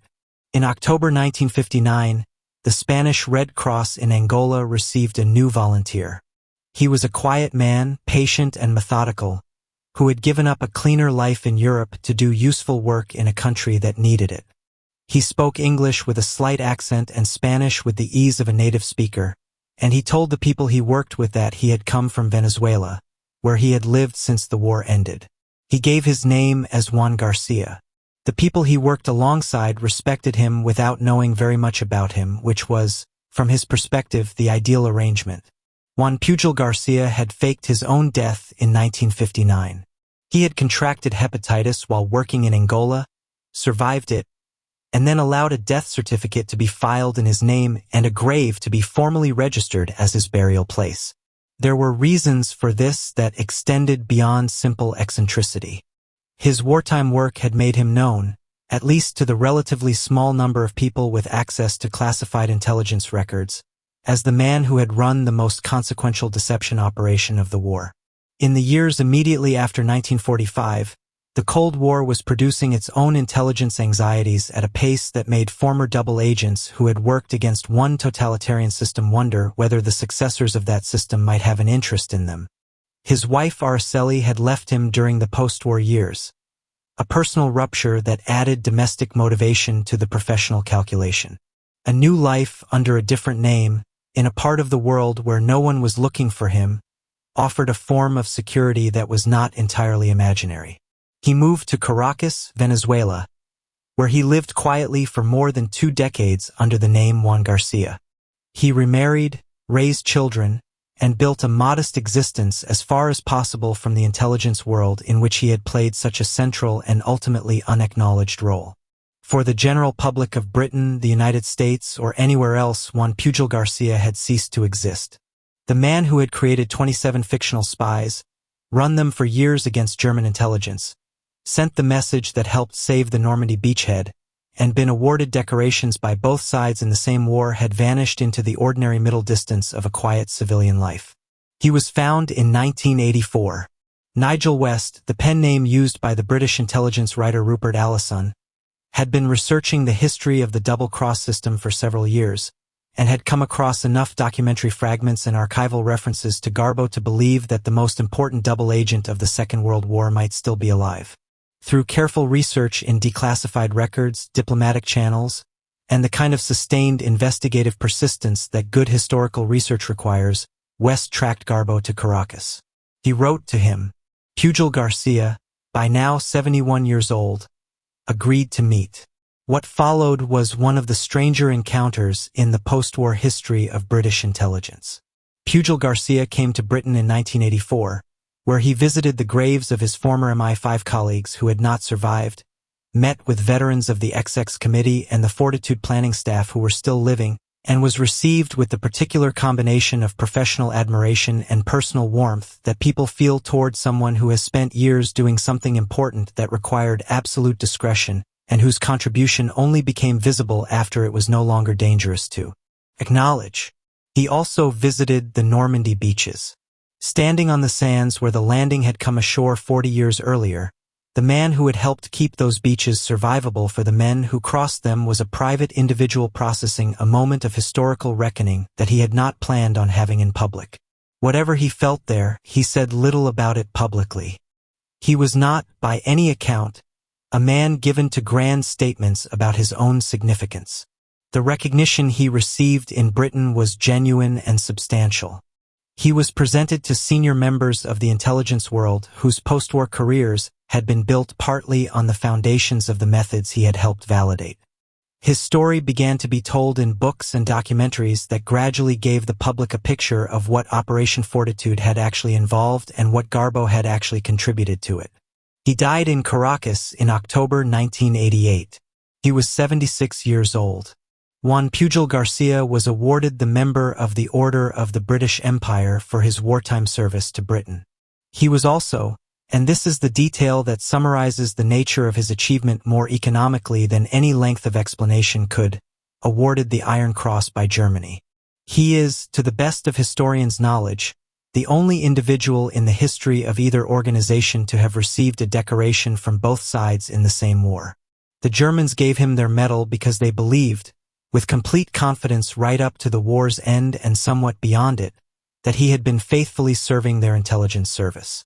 The British gave him theirs because he had been faithfully destroying that service's ability to protect Germany from what was coming. John Masterman, who chaired the XX Committee throughout its operational life and wrote its official history after the war, described the double-cross system as achieving something that had never been done before in the history of intelligence warfare: the complete and sustained penetration of an enemy intelligence service at a moment when that service's assessment of Allied intentions carried direct strategic consequences for the most important military operation of the war. His account, published in 1972 as the official history was partially declassified, gave the public its first comprehensive view of what the system had accomplished and how. Thomas Harris, Garbo's MI5 case officer and the man most directly responsible for the operational management of the Garbo Channel through the critical years, died in a car accident in Spain in 1964.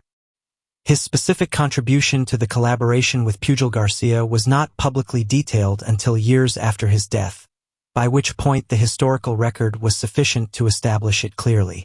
The partnership between Harris and Garbo, the cultivated, bilingual art dealer whose instincts for managing his agent were almost perfectly matched to the agent's particular combination of gifts and vulnerabilities, stands as one of the more remarkable working relationships in the history of intelligence.